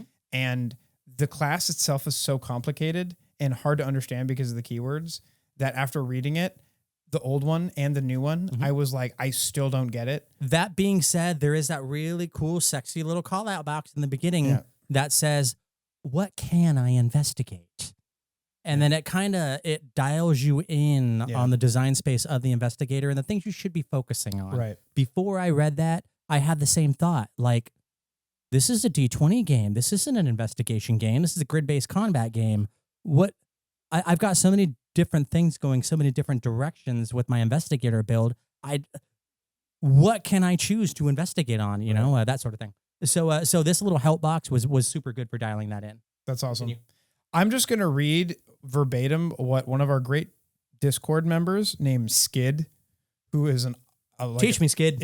School me. So I basically popped into Discord. I was like, hey, what the fuck happened here? What's different? I don't know. And Skid said the targeting options for free action devise a stratagem got massively broadened, which is a huge boost to their action economy. And some new types of stratagems were added too. Yay! If you loved Investigator, please tell me in the comments why. Yes. And also, congratulations. Your class is better now. Yep. That's cool. Your opinions are valid, man. My only other note about the Investigator is I still don't understand it.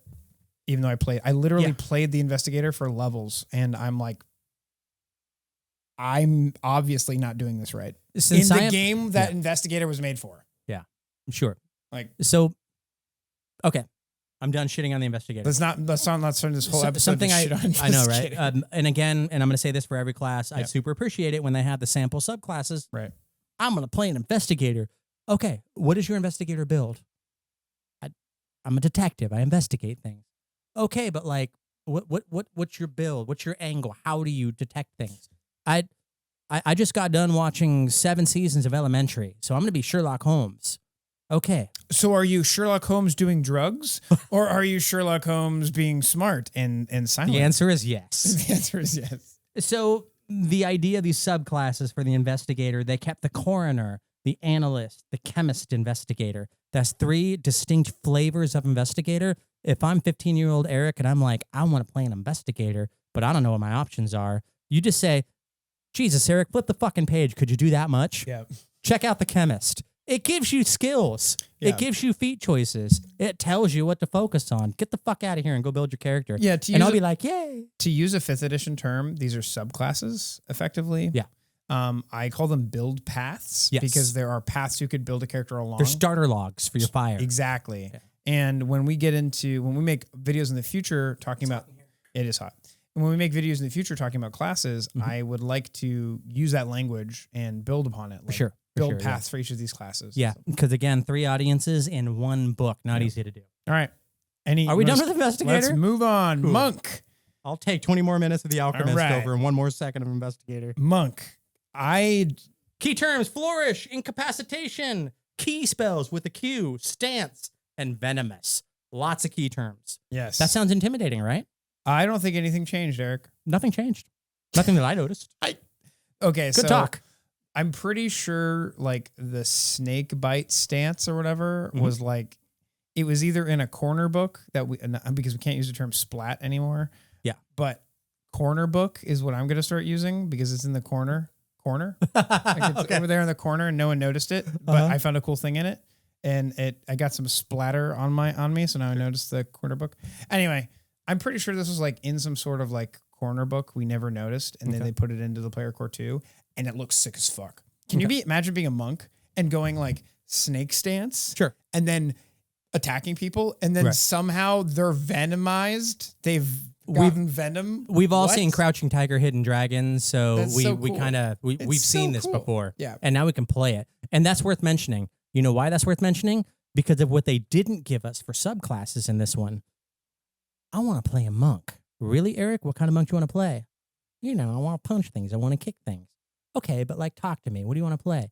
I don't know because they only gave us 1 goddamn subclass in the monk entry here. This just proves that the monk was already a perfect class. It achieved perfection and ascended. Fuck you and your Golconda. No changes. Yeah, so I was personally disappointed that there weren't a couple of more monk subclasses to just sort of like excite my new player or even mid-level player imagination to get me going. Totally. Because when I think of a monk, I have to struggle a little bit to think of how can I make this different from my last monk. What they should have done at least is make a dex-based monk and a strength-based monk. Yes, absolutely. And a con-based monk, an intelligence-based monk. Those aren't things. A charisma-based monk. Those don't exist. I'm sorry, Erik. You can totally do that. Like an illusion charisma-based monk using... No. With Rakshasa. Do you read mythology? Nope. They're there. So anyway, the monk, but not in Pathfinder. The monk has 2 core abilities stats: strength and dexterity. But they only ever show you the dexterity one. I've got the lollipop dance going in my brain right now. Exactly. Yeah. So my point is like they could have at least done like I'm fucking yoked and I'm just gonna beat the shit out of you, Sure. monk. Yeah. And then The bruiser monk. and then like, you know, a delicate, Mhm. floaty, like traditional Chinese style monk. Sure. And then maybe like a karate monk who's like hard style karate, Mhm. fucking ripped. You know what I mean? Like, or jacked, I should say, not ripped, but like, I can only see the drunken master in my Yoked. head. or in a drunken master, because Yeah. drunken master is a thing It in is, yeah. this, and it's fucking cool, and it uses deception, Sure. which is charisma. So I'm a new player, and Yeah. I've watched all the Quentin Tarantino recommended videos from the 70s, and I've seen 8,000 different variations of monk. Why That's aren't I fucking seeing awesome. him in the example subclasses? That's a great, I sick feel like reference, it was bro. a missed opportunity. It wasn't a bad thing they Yeah, did. you're right. Missed Did they opportunity. run out of space? Because every other class has 2, 3, sometimes 4 options, maybe 3, but not monk. And I thought that was Yeah. curious. So moving on, Oracle. Oracle. Holy we have shit. curse bound, fortune and misfortune. Oh my God. Spell shape, and a special little thing all its own called the curse bound condition. These are all key terms for the Oracle. All right. This is a big one.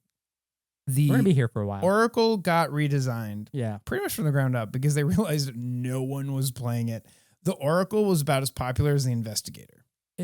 It was wonky for sure, and it was.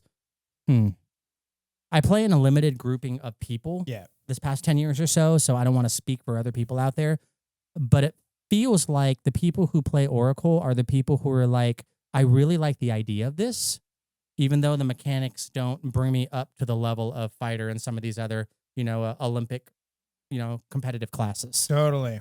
So yeah, Well, I want to drip water all over the place. So I'm going to play a Tempest Oracle. Yay. fear I'm not. having fun.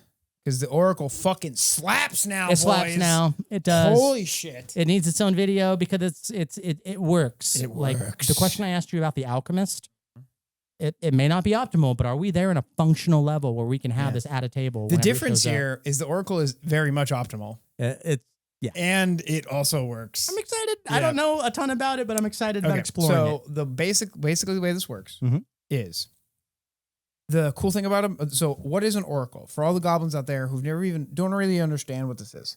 So an oracle was created in Pathfinder First Edition. It's basically a cleric who, instead of having prepared spells, has a spell repertoire is what we call in Pathfinder Second Edition, where you Divine have, sorcerers. where you have they're divine sorcerers. That's what the original idea in First That's the Edition. slot. Exactly. We come into Second Edition. Sorcerers can now be whatever they want. They can be divine, primal, arcane. Right. So how do we make this class interesting and different? I don't know. It's a mystery. Well, instead of bloodlines, what they get are these things called mysteries, which is basically like their conduit to their power. Yeah. And as you cast spells and do cool shit, you also get negatives.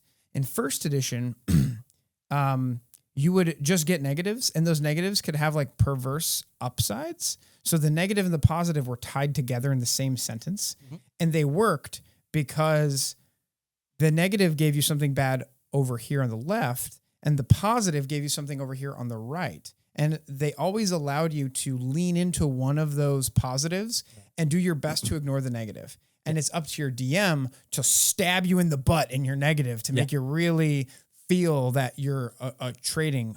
The ubiquity of valence and understanding where they are at Those any are given point in time. Big fancy That's, words. It's advanced Pathfinder. You're gonna find this in the GM who runs this. yeah. Yeah. So now, keep going. I love this. So in Pathfinder Second Edition, they tried doing the same thing, Mhm.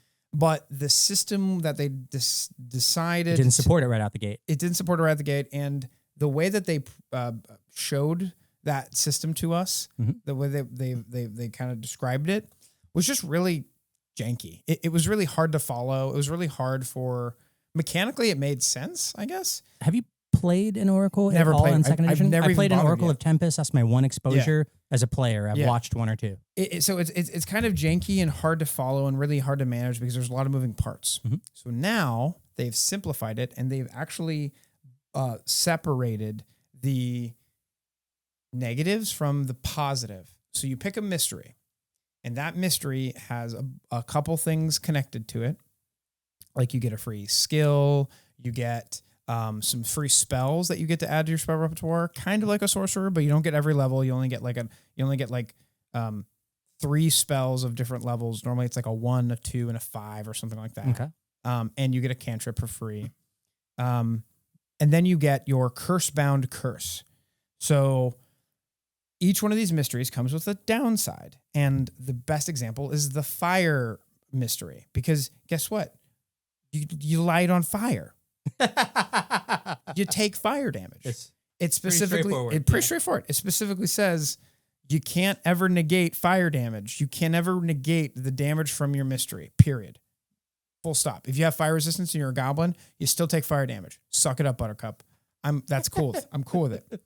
So the trade-off is now there are these feats and abilities that use the curse-bound tag. So whenever you use a spell shape ability or you use a feat that has a curse-bound tag, whenever you use that action, your curse-bound goes from 0 to 1 or 1 to 2 or 2 to 3. It goes up. And then you look at your mystery and you see what the effect of your curse-bound is. So when you create your character, you pick a mystery that gives you your curse, and you're going to have that for the rest of the game. That's the negatives that happen to you. Yep. And then it gives you one free oracle feat that gives you a way to get curse-bound by spending basically this resource. And later on, as you level up, you get more feats and more ways to use your curse-bound. So at the beginning of a fight, you're at curse-bound 0. And then you use a cool ability. Like, let's say I cast a fire attack at you. And then the next action, I use two actions to cast Fireball. Mm-hmm. And then my third action is to use my curse-bound ability. And I basically make you take extra fire damage.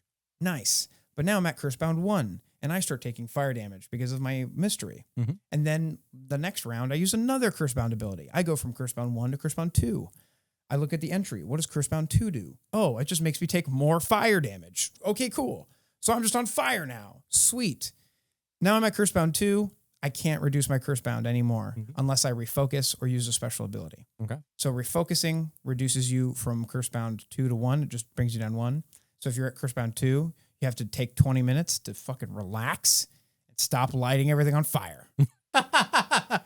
So chill. It's a very simple system because of this keyword. And the mystery you have to learn just has very straightforward negatives. Mm-hmm. Some of them give you clumsy 1 and then clumsy 2, and or stupefied 1 and stupefied 2, which is terrible, by the way, because you're a caster. But anyway, that's it. That's it. It's just you pick a mystery, you get a bad thing, you get some cool other stuff that flavors it, skills, whatever, and then you get a free feat that goes along with it that pairs really well with it. But you can go and take any of the other feats that the other mysteries give you, and now you have 2 ways to spend your curse-bound, but they only negatively affect you in one way, which is the one defined by your mystery. That's it. The rest of the class has feats, and I'm sure they've done a bunch of cool stuff with the feats that I had the time to take a look at.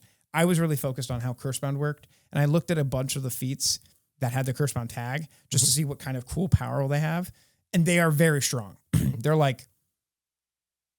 They're like each of them is as powerful as a very powerful focus spell, which makes sense because they're actually they're even more of a limited resource than focus spells, technically, because you don't get so from levels 1 to 11, from levels 1 to 10, you can only ever get up to curse-bound 2. That's it. So you can basically only do 2 of these curse-bound actions in any fight. And then level 11, you go up to curse-bound 3. And then like level 17, you get access to curse-bound 4. So you can only take like these class-defining actions that we're talking about only happen 1, 2, or 3 times in any fight. Sure. And that's major. And that's extra important if I'm understanding right. It seems like the oracles have more interesting play space when you have longer combats. So it feels like, after the first round and the second round, you start having interesting decisions. You got to pull back. You got to push forward. These are boss fights you're describing. These aren't regular mook fights from day to day to day to day. Right. So, like, are we talking about in an AP context, you get 6 of these a campaign, or you get 3 or 4 chapters per book? Let's say you get 24 of these kind of boss fights per campaign.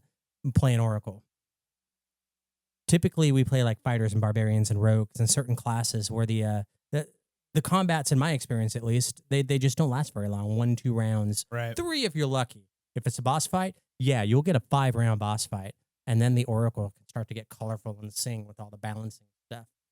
Is the oracle just boring to play if you're not in a boss fight? That's my question. No, the Oracle has a bunch of upfront effectiveness on rounds 1 and 2 and 3, and then they fall off on rounds 3, 4, and 5. It's that falling off part that's intriguing to me, and if we never reach that, is it just a bunch of free shit as long as you don't go over 3 rounds of combat?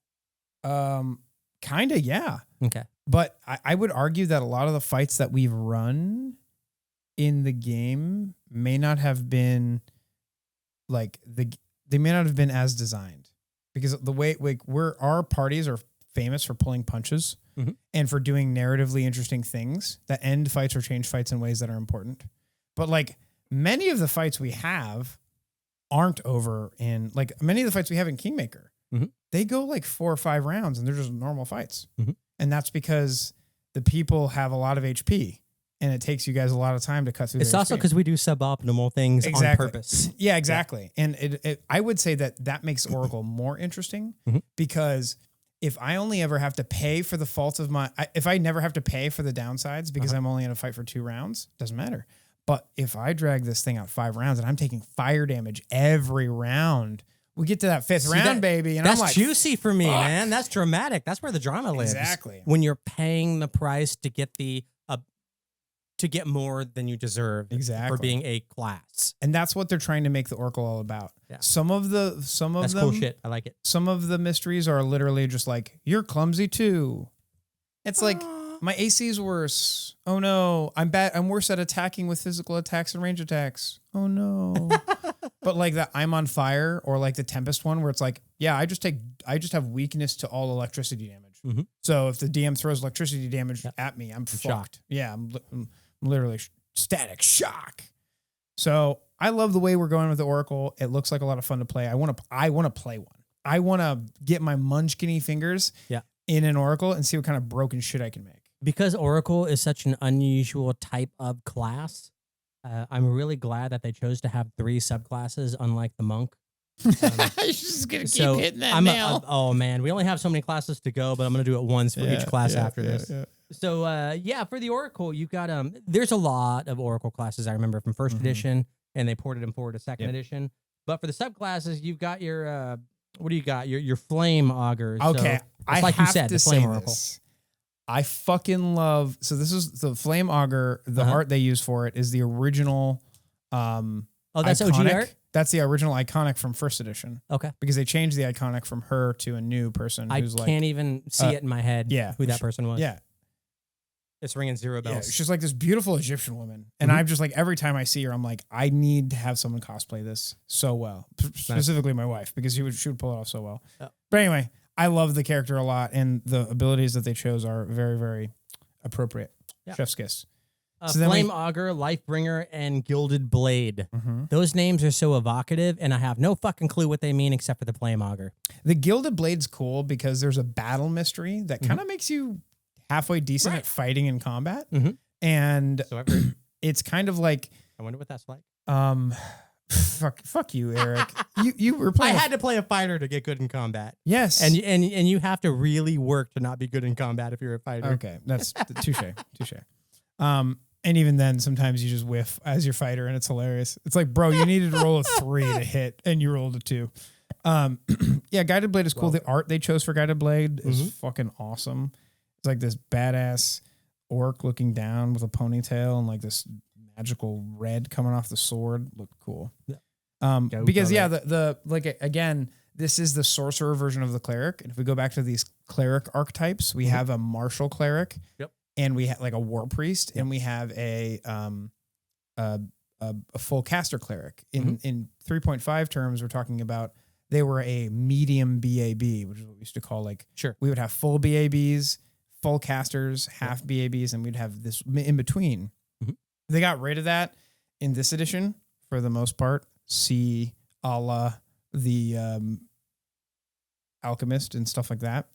And a lot of those golden cows were left over, and they still tried to replicate some of those ideas. The War Priest is a great example of a terrible execution for the cleric. And I don't know yet. The Gilded Blade might be a terrible execution as well, or it could actually be like a fun one. I haven't been able to dig in and check it out. We'll get there. That's everything I've got on the Oracle. I feel like some of these more esoteric classes the non-fighter, the non-rogue, the non-barbarian, these oracles, these swashbucklers, the ones with the really strange mechanisms to go with them, that it feels like they're deserving of their own video to talk about what their space is within Absolutely. the Pathfinder 2nd Edition action economy and all the stuff that goes I with would it. love to do duo episodes where we do a podcast and a short episode, like a guide to building an oracle.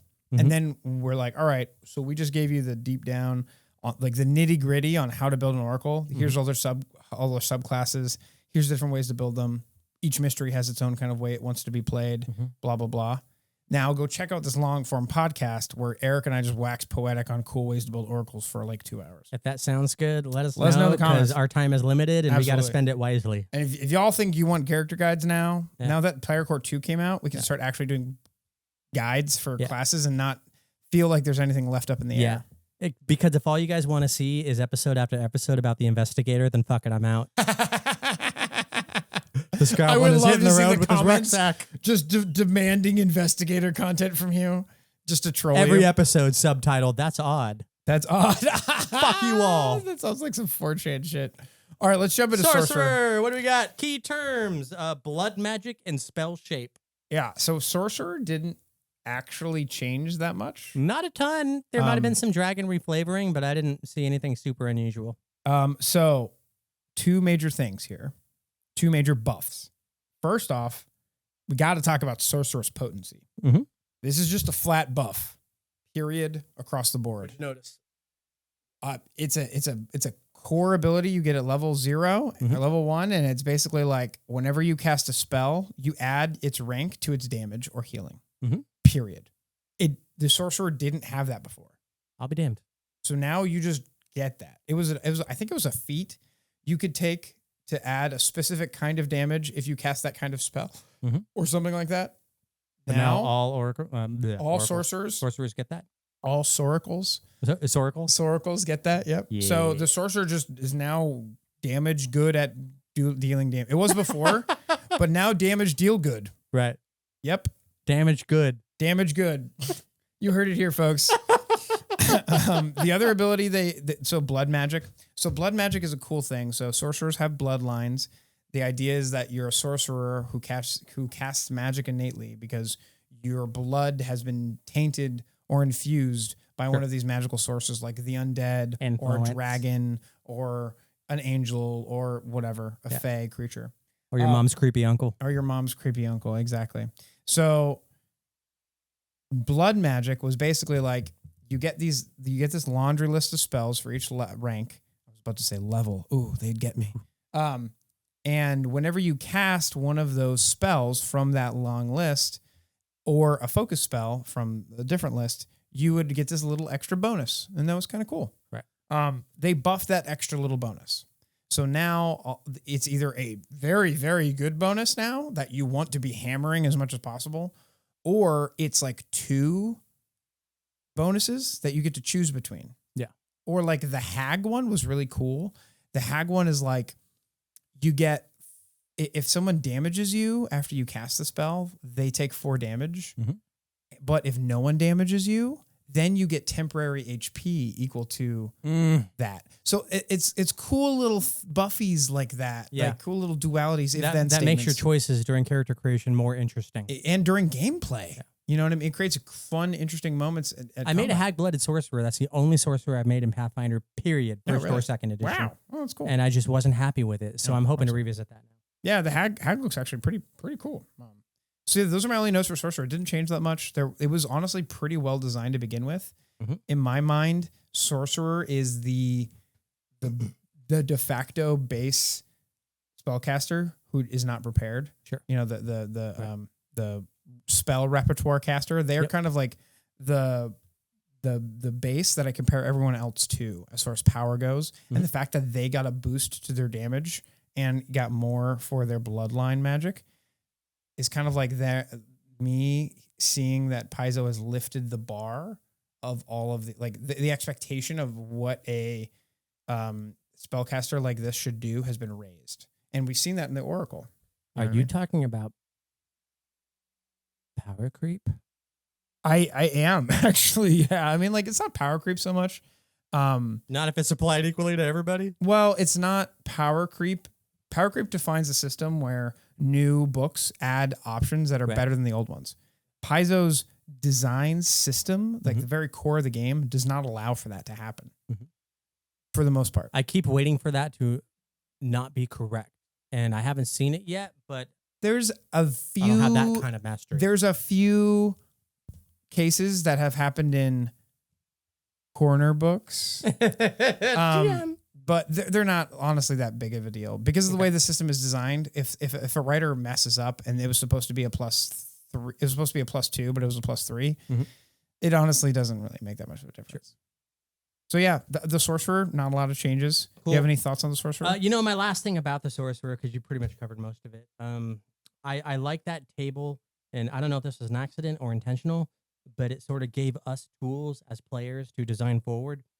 There's the specific Draconic Exemplars help box that they talk about, I feel like is a great tool that can be reskinned for other things. So it talks about the different kind of dragons and the different kind of damage types that you can do and that sort of thing.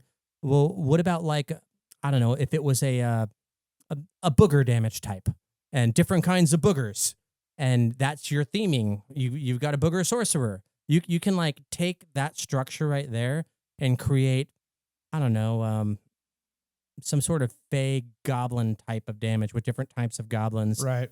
Different, astral deities or something like that. Just take a grouping of creatures and then differentiate them 1, 2, 3, 4, 5, 6, 7, 8, and then change their damage types and sort of create a new kind of sorcerer with different bloods and different bloods and different bloods. It would actually be a really good world building exercise where instead of having to create the world and all of the pantheon ahead of time, you sit down with this chart and you're like, all right, my world is going to have sorcerers in it. And there's going to be a dragon or dragon, similar thing. Sure.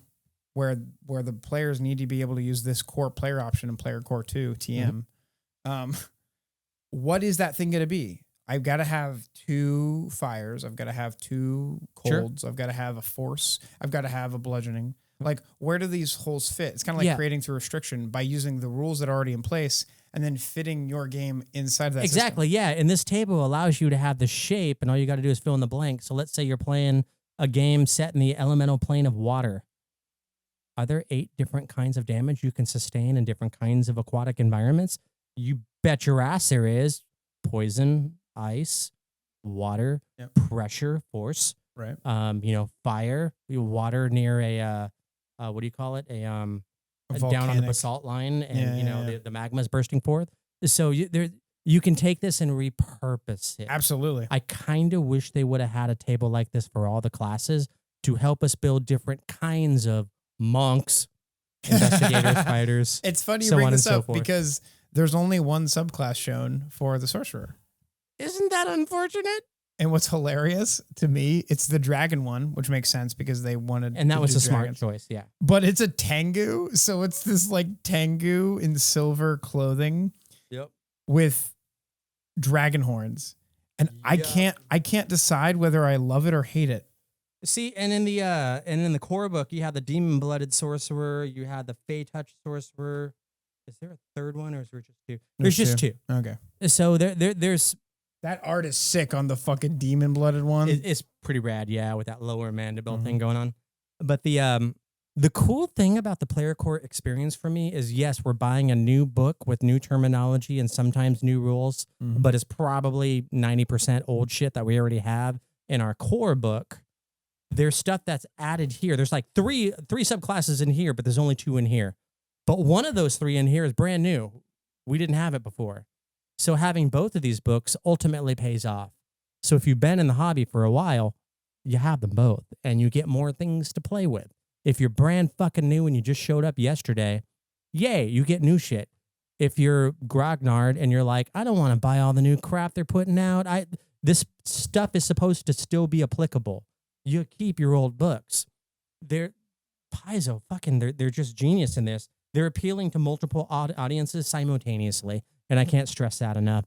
So this table right here is appealing to the people who are like, I want to make different kinds of bloods. Yeah. I don't want dragons or hags or fiends or genies. I've been seeing that for 40 years. What is a I don't know, give me some weird ass fuck monster. A tooth fairy.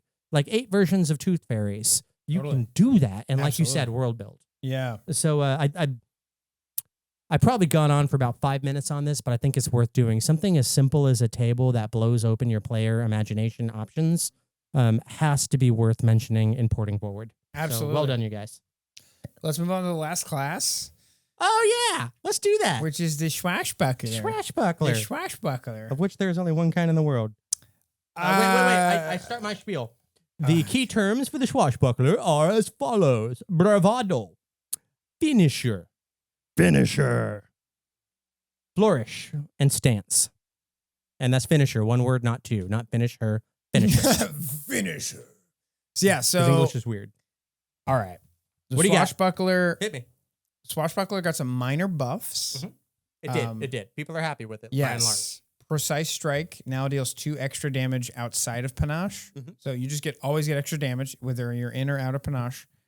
And then, of course, you can spend the panache with your Precise Strike to get 2d6 damage instead of just base 2. Good. And then you also get the +1 circumstance bonus to doing cool shit that matters for your panache outside of panache. Yeah. Which is so good. It's such a good... Because it's like before... You were struggling to succeed on the thing sometimes, and then when you did, you could succeed at it even better now. So it's a win more mechanic, but there was no reward for winning more because you either had panache or you didn't. So I strive, right? So it's anyway. So they changed it, which is good. That's the main thing, honestly. So they created this new tag called Bravado, which allows you to keyword all of the things that do panache, which is a really clean way to do it in the system. It probably just should have been done that way initially, and they just kind of like glossed over that idea. Better late than never. Better late than never. Love it. There's a bunch of new feats that attach to this Bravado keyword. That's cool. I like the way that they keyworded things where they're like, these skill actions based on your type of swashbuckler you are, I can never remember the name of it. Your style. Based on the style of swashbuckler you are, these specific actions get the Bravado tag. And then other things in the feats add the Bravado tag. And there's some cool, mechanical play there. They also added a new style called the Rascal. That little rascal. So the Rascal is kind of like the swashbuckler who does dirty tricks. There's a new feat called Dirty Tricks, where you basically roll a dice, which is and you add your thievery check to it, and you basically like throw pocket sand at someone, or you undo their belt buckle, or you fuck with them. Sure, like a secular kind of approach to it. Yeah, and then they get clumsy. They get the clumsy condition for like a round. That's cool. Woo! Sweet. So that's it. That's swashbuckler. Those are the major changes. I'm sure there's other stuff we haven't seen, but that's those are the big important changes to the class. Perfect. Minor buffs. Can you name the 3 subclasses they offered as examples for ways to build your swashbuckler? I don't know about the 3 subclasses that don't exist. Can you name 2 of them? I can't. Can you name 1 of them? No. Because there's only fucking one. It's the fencer. Okay. How many different ways can you build a swashbuckler and make it a mind movie in your head? It's the same fucking build over and over. Maybe you dress it like a pirate, or you dress it like a guy showing up to a fencing competition. They're the same dude. I would argue. Please do, because I hate thinking the way I think right now. Han Solo is a swashbuckler. I would not, but I'm listening. Han Solo would use a specific style of swashbuckling, probably wit, or maybe he's even a rascal, where he uses dirty tricks to get the upper hand in fights.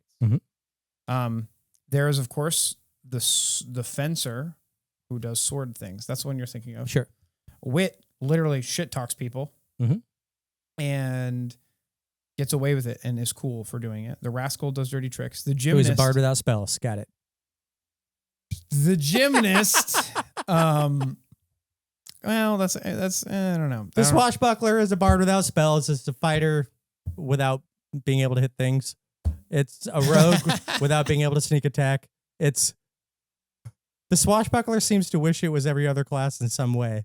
If you try to build out from the one thing that it does, the swashbuckler is a swashbuckler as well. It's the one trick pony of all of the character classes, plus or minus fighter, I think. Mm. And I have a problem with that. And the fighter, you can have like a bow fighter, you can have a melee fighter, you can have a brawler fighter. Yeah. There's different ways you can do that. But a swashbuckler, there's only one fucking swashbuckler you can play. And this it's Inigo Montoya. Unfortunately, this boils down to the way that the class is designed as core level. Right. You only Why get isn't it an archetype? panache attacks when you're wielding a finesse or agile weapon and you have one hand free. Right. So that kind of forces you to always. Why wouldn't you?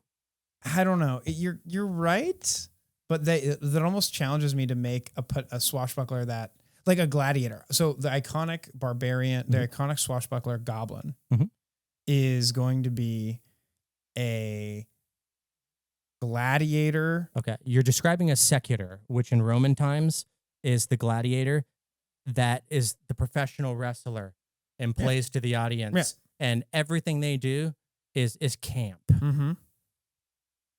That's cool, and it requires an archetype. So which one is the archetype? No. It doesn't require an archetype. Okay. You can play without the archetype. So it's I think it's wit is what we're gonna go with. I have it on my phone, but it's a swashbuckler who wields a spiked chain in two hands, which is different than a fencer, like mechanically speaking. But, sure. All right, I'll give you that. Right. And they use the gladiator archetype to lean into the same skill really hard, the performance. I think it's actually, I'm remembering it. It's all coming back. It's all coming back. It's like a warrior bard minus the spells. Oh my God. So battle dancer. Yeah. So it would be the battle dancer. Basically you use performance in order to, like intimidate or demoralize your opponents or something like that to affect them mentally. Sure. They'd roll a will save is what I remember. Right. So you basically do some cool whirly dirlies. And your opponent's just like, "Ooh, wow! Look at your whirly dirlies," and you get every time in that voice, and you get cool panache abilities. And I wanted to just go like Goblin Gladiator for the iconic. I thought it'd be cool for the because it's the only non-Inigo Montoya that thing that exists. I think we have to do that, otherwise I will go on strike because I just it feels like the one trick pony of classes. And you described a second one that does take my brain in a different direction. So kudos to you on that. Is there a third? There's the battle dancer, which we just talked about. It uses performance. The braggart, which basically uses the demoralize action to get bravado. There's the fencer, which is the Inigo Montoya one. The gymnast, who is all about grappling, repositioning, shoving, and tripping.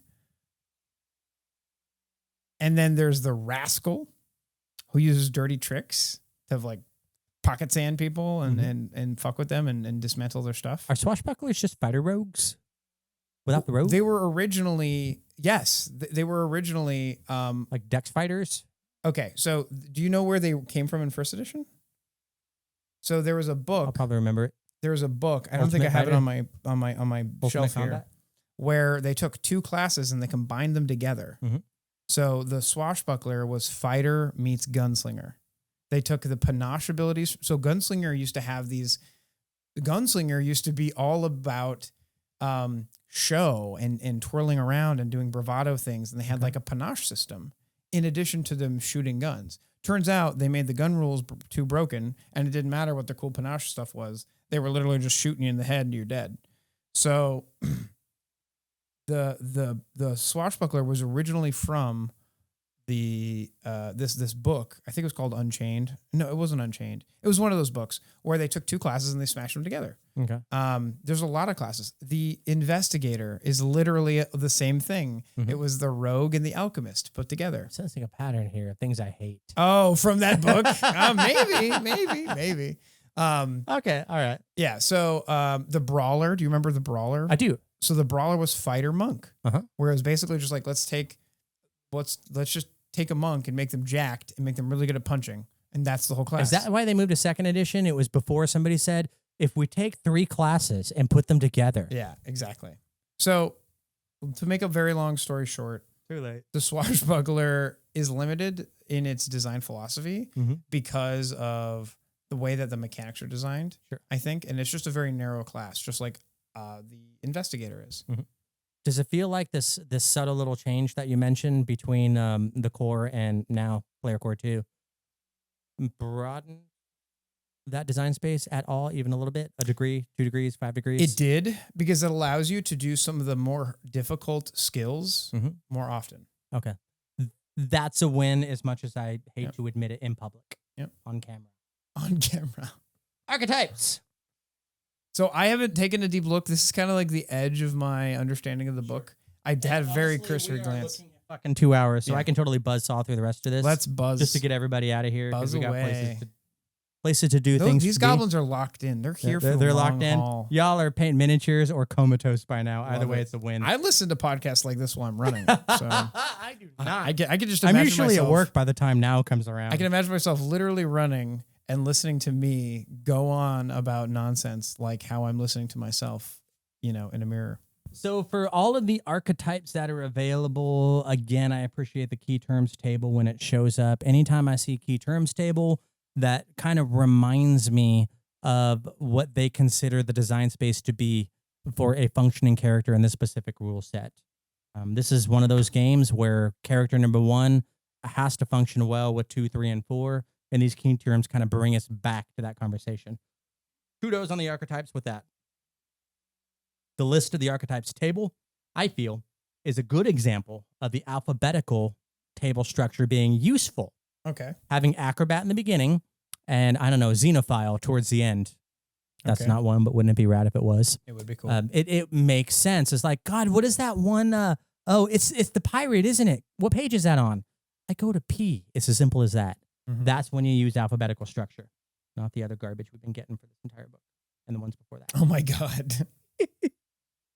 Personal chagrin. I own all of it. So, blah, blah, blah. I have a question as to the functionality of the asterisks next to the multi-class options within that table. So you got all the archetypes, and next to fighter, asterisk, next to cleric, asterisk. Is that necessary? Is it What useful? does it say at the bottom of the table? I don't know, but it's basically, these are all the I don't archetypes. know. If you want a multi-class, it's the ones with the asterisk next to it. Got it. That's what it is. I don't think that's useful. Okay.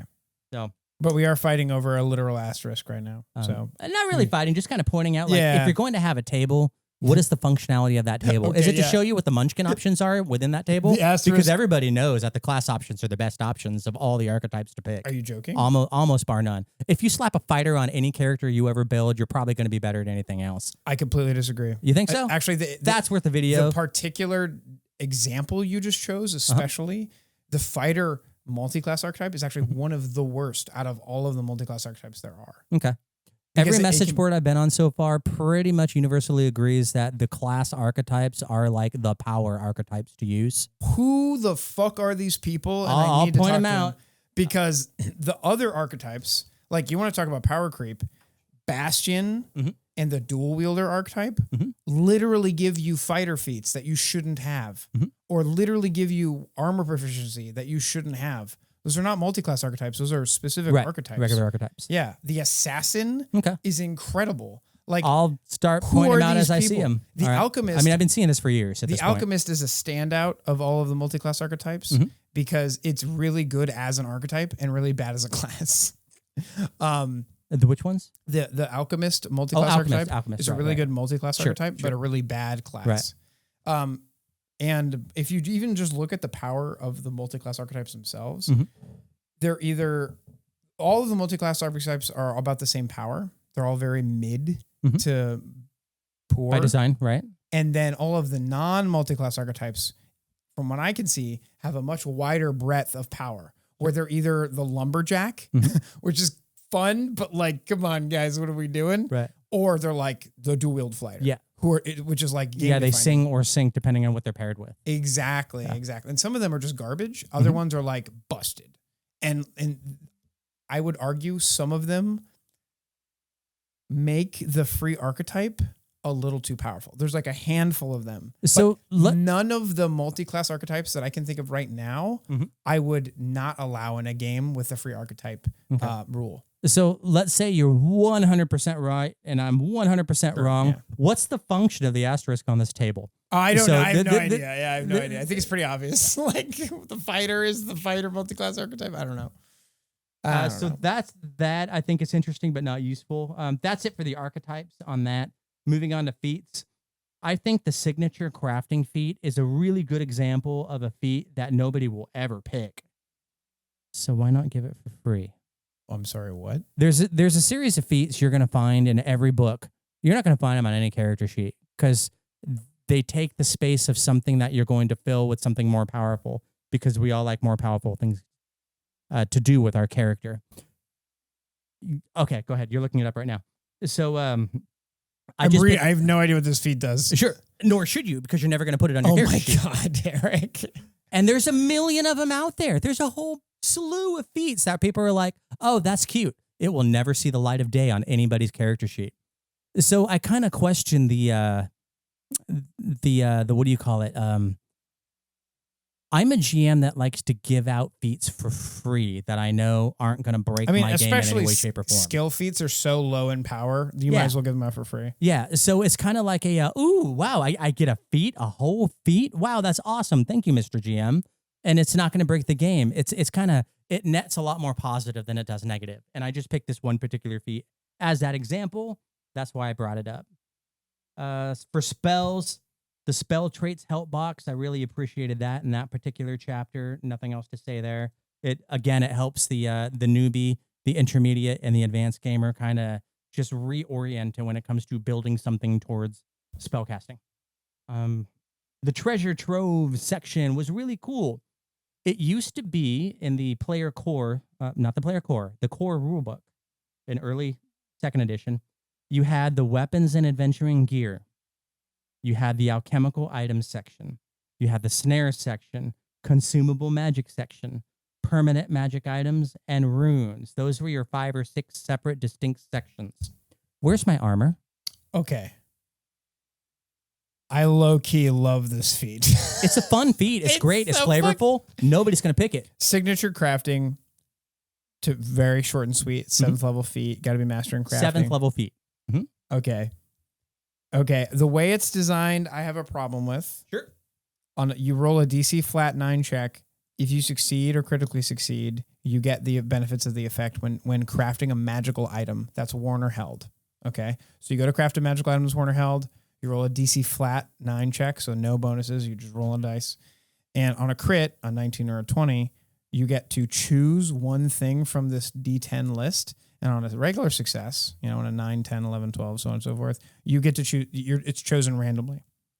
Some of these added abilities are like number 10 is skillful. The item grants a +1 item bonus to one type of skill checks. That's just powerful. Sure. That's just useful. Yeah. Honestly, good work if you can get it. Too powerful, right? Like there's a reason why only 1 out of the 10 of these options are actually good. The other ones are awesome. Mood coloration. The user's mood affects the item's color. It becomes a mood ring. 7th level feat. Loyal. Floats within 5 feet of its owner as if on a tether, but can still be seized by someone else. 7th level feat. Invisible. This one's actually fucking rad. This is like, to me, this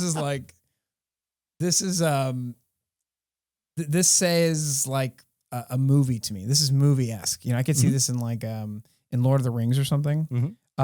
Invisible. The item is invisible, but becomes visible for 1 round after being used. So like imagine a wizard just has like an extra wand or an extra thing and they just put their hand out and they're like, what the fuck are they doing? And then they whip their wand and then the wand appears in their hand and they cast the spell. I don't know. I just love it. I think it's glittering, floating, filthy. A layer of filth always remains. Like, what is this? What is this? So any character you have ever made in your Munchkin brain, past, present, or future, would you fill up a 7th level feat slot with this?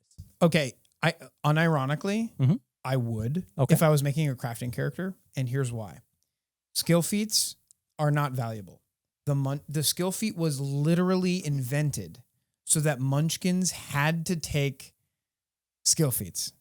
Munchkins have to eat their vegetables now. No, literally, they were like, well, all the Munchkins are only taking the good feats and not the fun skill feats. Right. So we're gonna give you the fun skill feats for free and call them skill feats, and we're gonna give you the combat feats separately. That's why we have class feats. That's why we have general feats. That's why feats have a hierarchy of power, and skill feats belong on the bottom. Right. You get a bunch of them. They're ubiquitous. You forget they exist, but sometimes they're fun.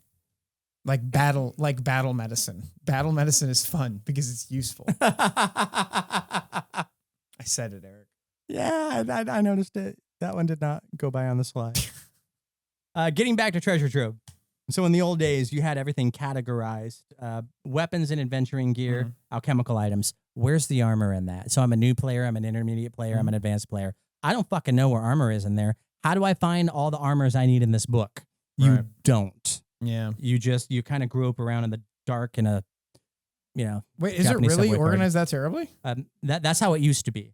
Now it's weapons and materials, armor and armaments. Oh, I get my weapons and I get my armors. I can tell what section of the book they're in now. Oh, I can navigate it now in Player Core 2 in a way I couldn't in the core rulebook. Got it.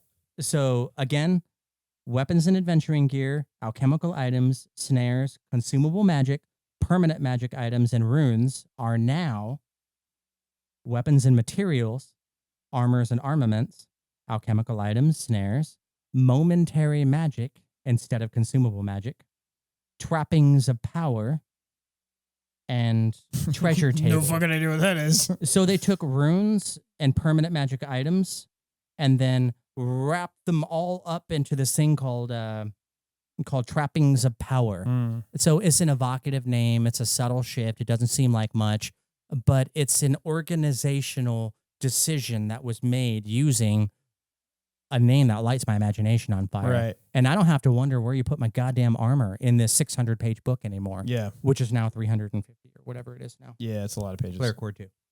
So I for the treasure trove specifically, I like how they reorganized it. It's easy to find the tables I need. And because of this sidebar of nested navigation, I can find my armor, I can find my alchemy, I can find my +1 dagger of rabbit fucking. I can find everything I need. Rabbit fucking, hell yeah. Because I understand the titles. They name the categories correctly in a way that not only lets me access things because I know where they're nested, but it's evocative and it triggers my imagination. Right. So like this idea of trappings of power, momentary magic. It used to be called consumable magic and permanent magic items. It was so clinical before. And now it's kind of like, this is the game. This is supposed to be fun, you guys. Right. And this it's supposed to be fun, you guys. Right. I love that. Right. I know y'all love your math, but this is supposed to be fun. Right. So yay for the treasure trove. Subtle changes, subtle differences. Way more accessible, which doesn't matter for people who use Archives of Methods exclusively. Hey. But it's worth mentioning specifically for people who own the book. It's true. Which is what we're talking about. And I'm going to be a book owner. It's in the mail. You now. are by default. Yeah. I feel like you got your subscription for the PDF and the physical copy is just a happy accident. The physical copy goes on my shelf. Yeah. It's there for y'all to look at every now and again and read like out 1 inch of name. As a prop sometimes for our episodes. Oh, look, pretty art that's not on Archives of Methods. Yeah. Any other thoughts, Eric? Treasure table, glossary, and index. They're fine. Nothing exceptional there, but it's accessible.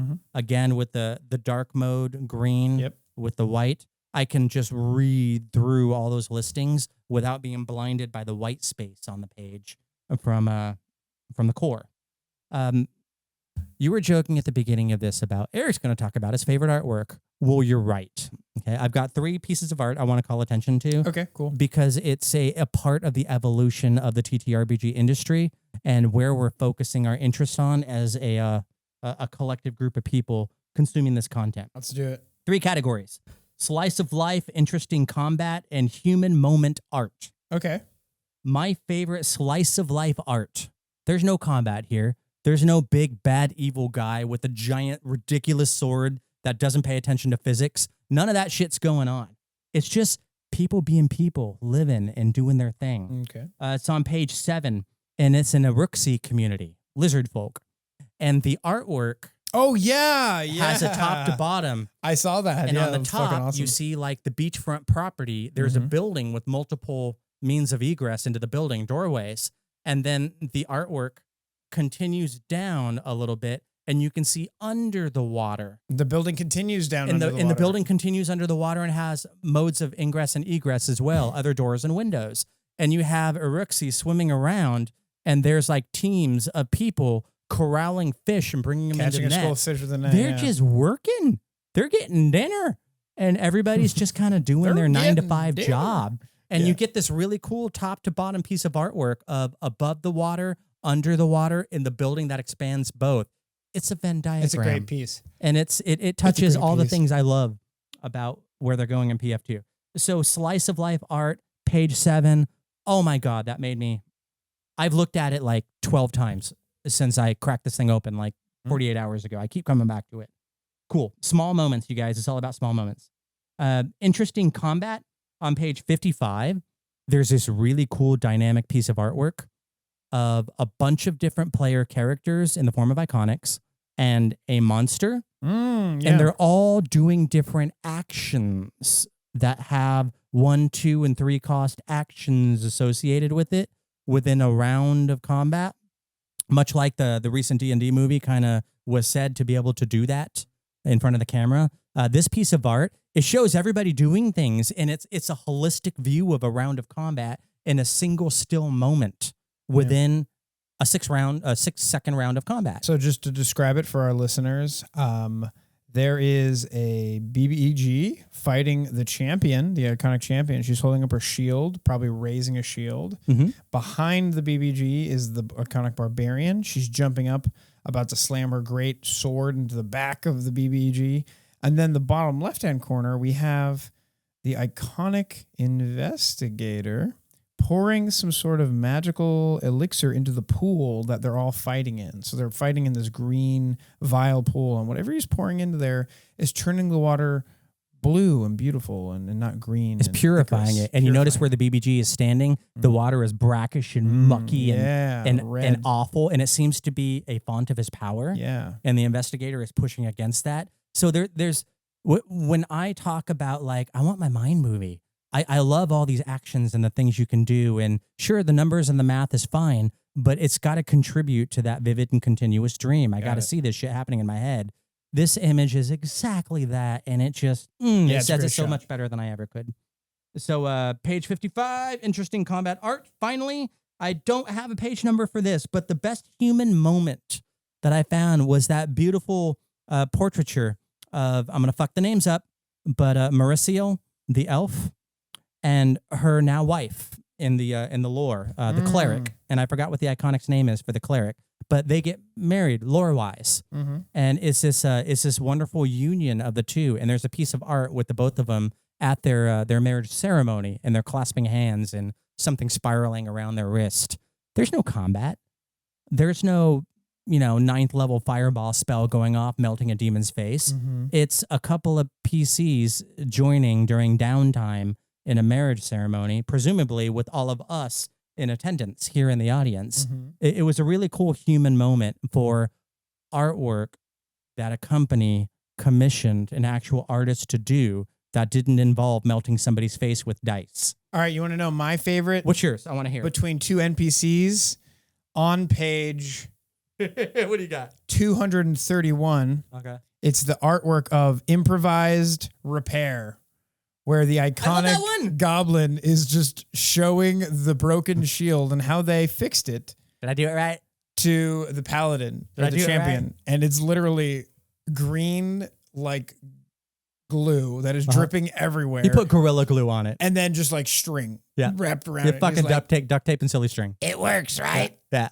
You know what I mean? I rode like Erik. And he has like this big goblin lipless smile. Yeah. If I had a top 10 art, one of the things I would kind of draw attention to is exactly that. There's a bunch of pieces of art that specifically call out critical fails. Absolutely. And non-heroic moments. There's another piece of art in there of that goblin standing on a giant hoard of treasure, and the swashbuckler iconic is descending on a rope, and they're like, we did it! And and somebody's pointing at the treasure. And then up on the ledge above, there's some cultists pointing at the guy going down the rope. So the bad guy pointing at the good guy who's pointing at the treasure. That's a critical fail perception roll. Right. We get it in art form. So these non-heroic portraiture moments, as well, they're really cool, and they're all over this fucking book. So you get human moments, you get moments of triumph, moments of failure, moments of tragedy, moments of heroism.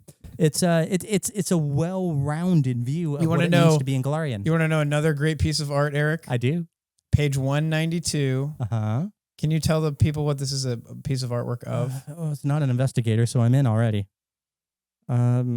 It's a dude on a horse. The horse has barding. Yeah. Do I see a caption anywhere? I don't see a caption anywhere. It looks like a cavalier to me. It is. It's the iconic cavalier. And you know what that is, Eric, in Pathfinder 2nd Edition? I don't know. It's an archetype. It's an archetype. It's not a class like the investigator should be. That's a sad note to leave on. Is it sad? I don't know. Maybe. Who knows? I don't know. I never played one. Maybe the swashbuckler. All right, Goblins. Thanks so much for hanging out with us. We appreciate your time. As always. Show notes are in the doobly-doo. We've got a Discord. We've got a Patreon. Bunch of good shit. Go check it out. But most importantly, as find always, your favorite art, kiss the artist, but in a weird way. Keep it weird. weird.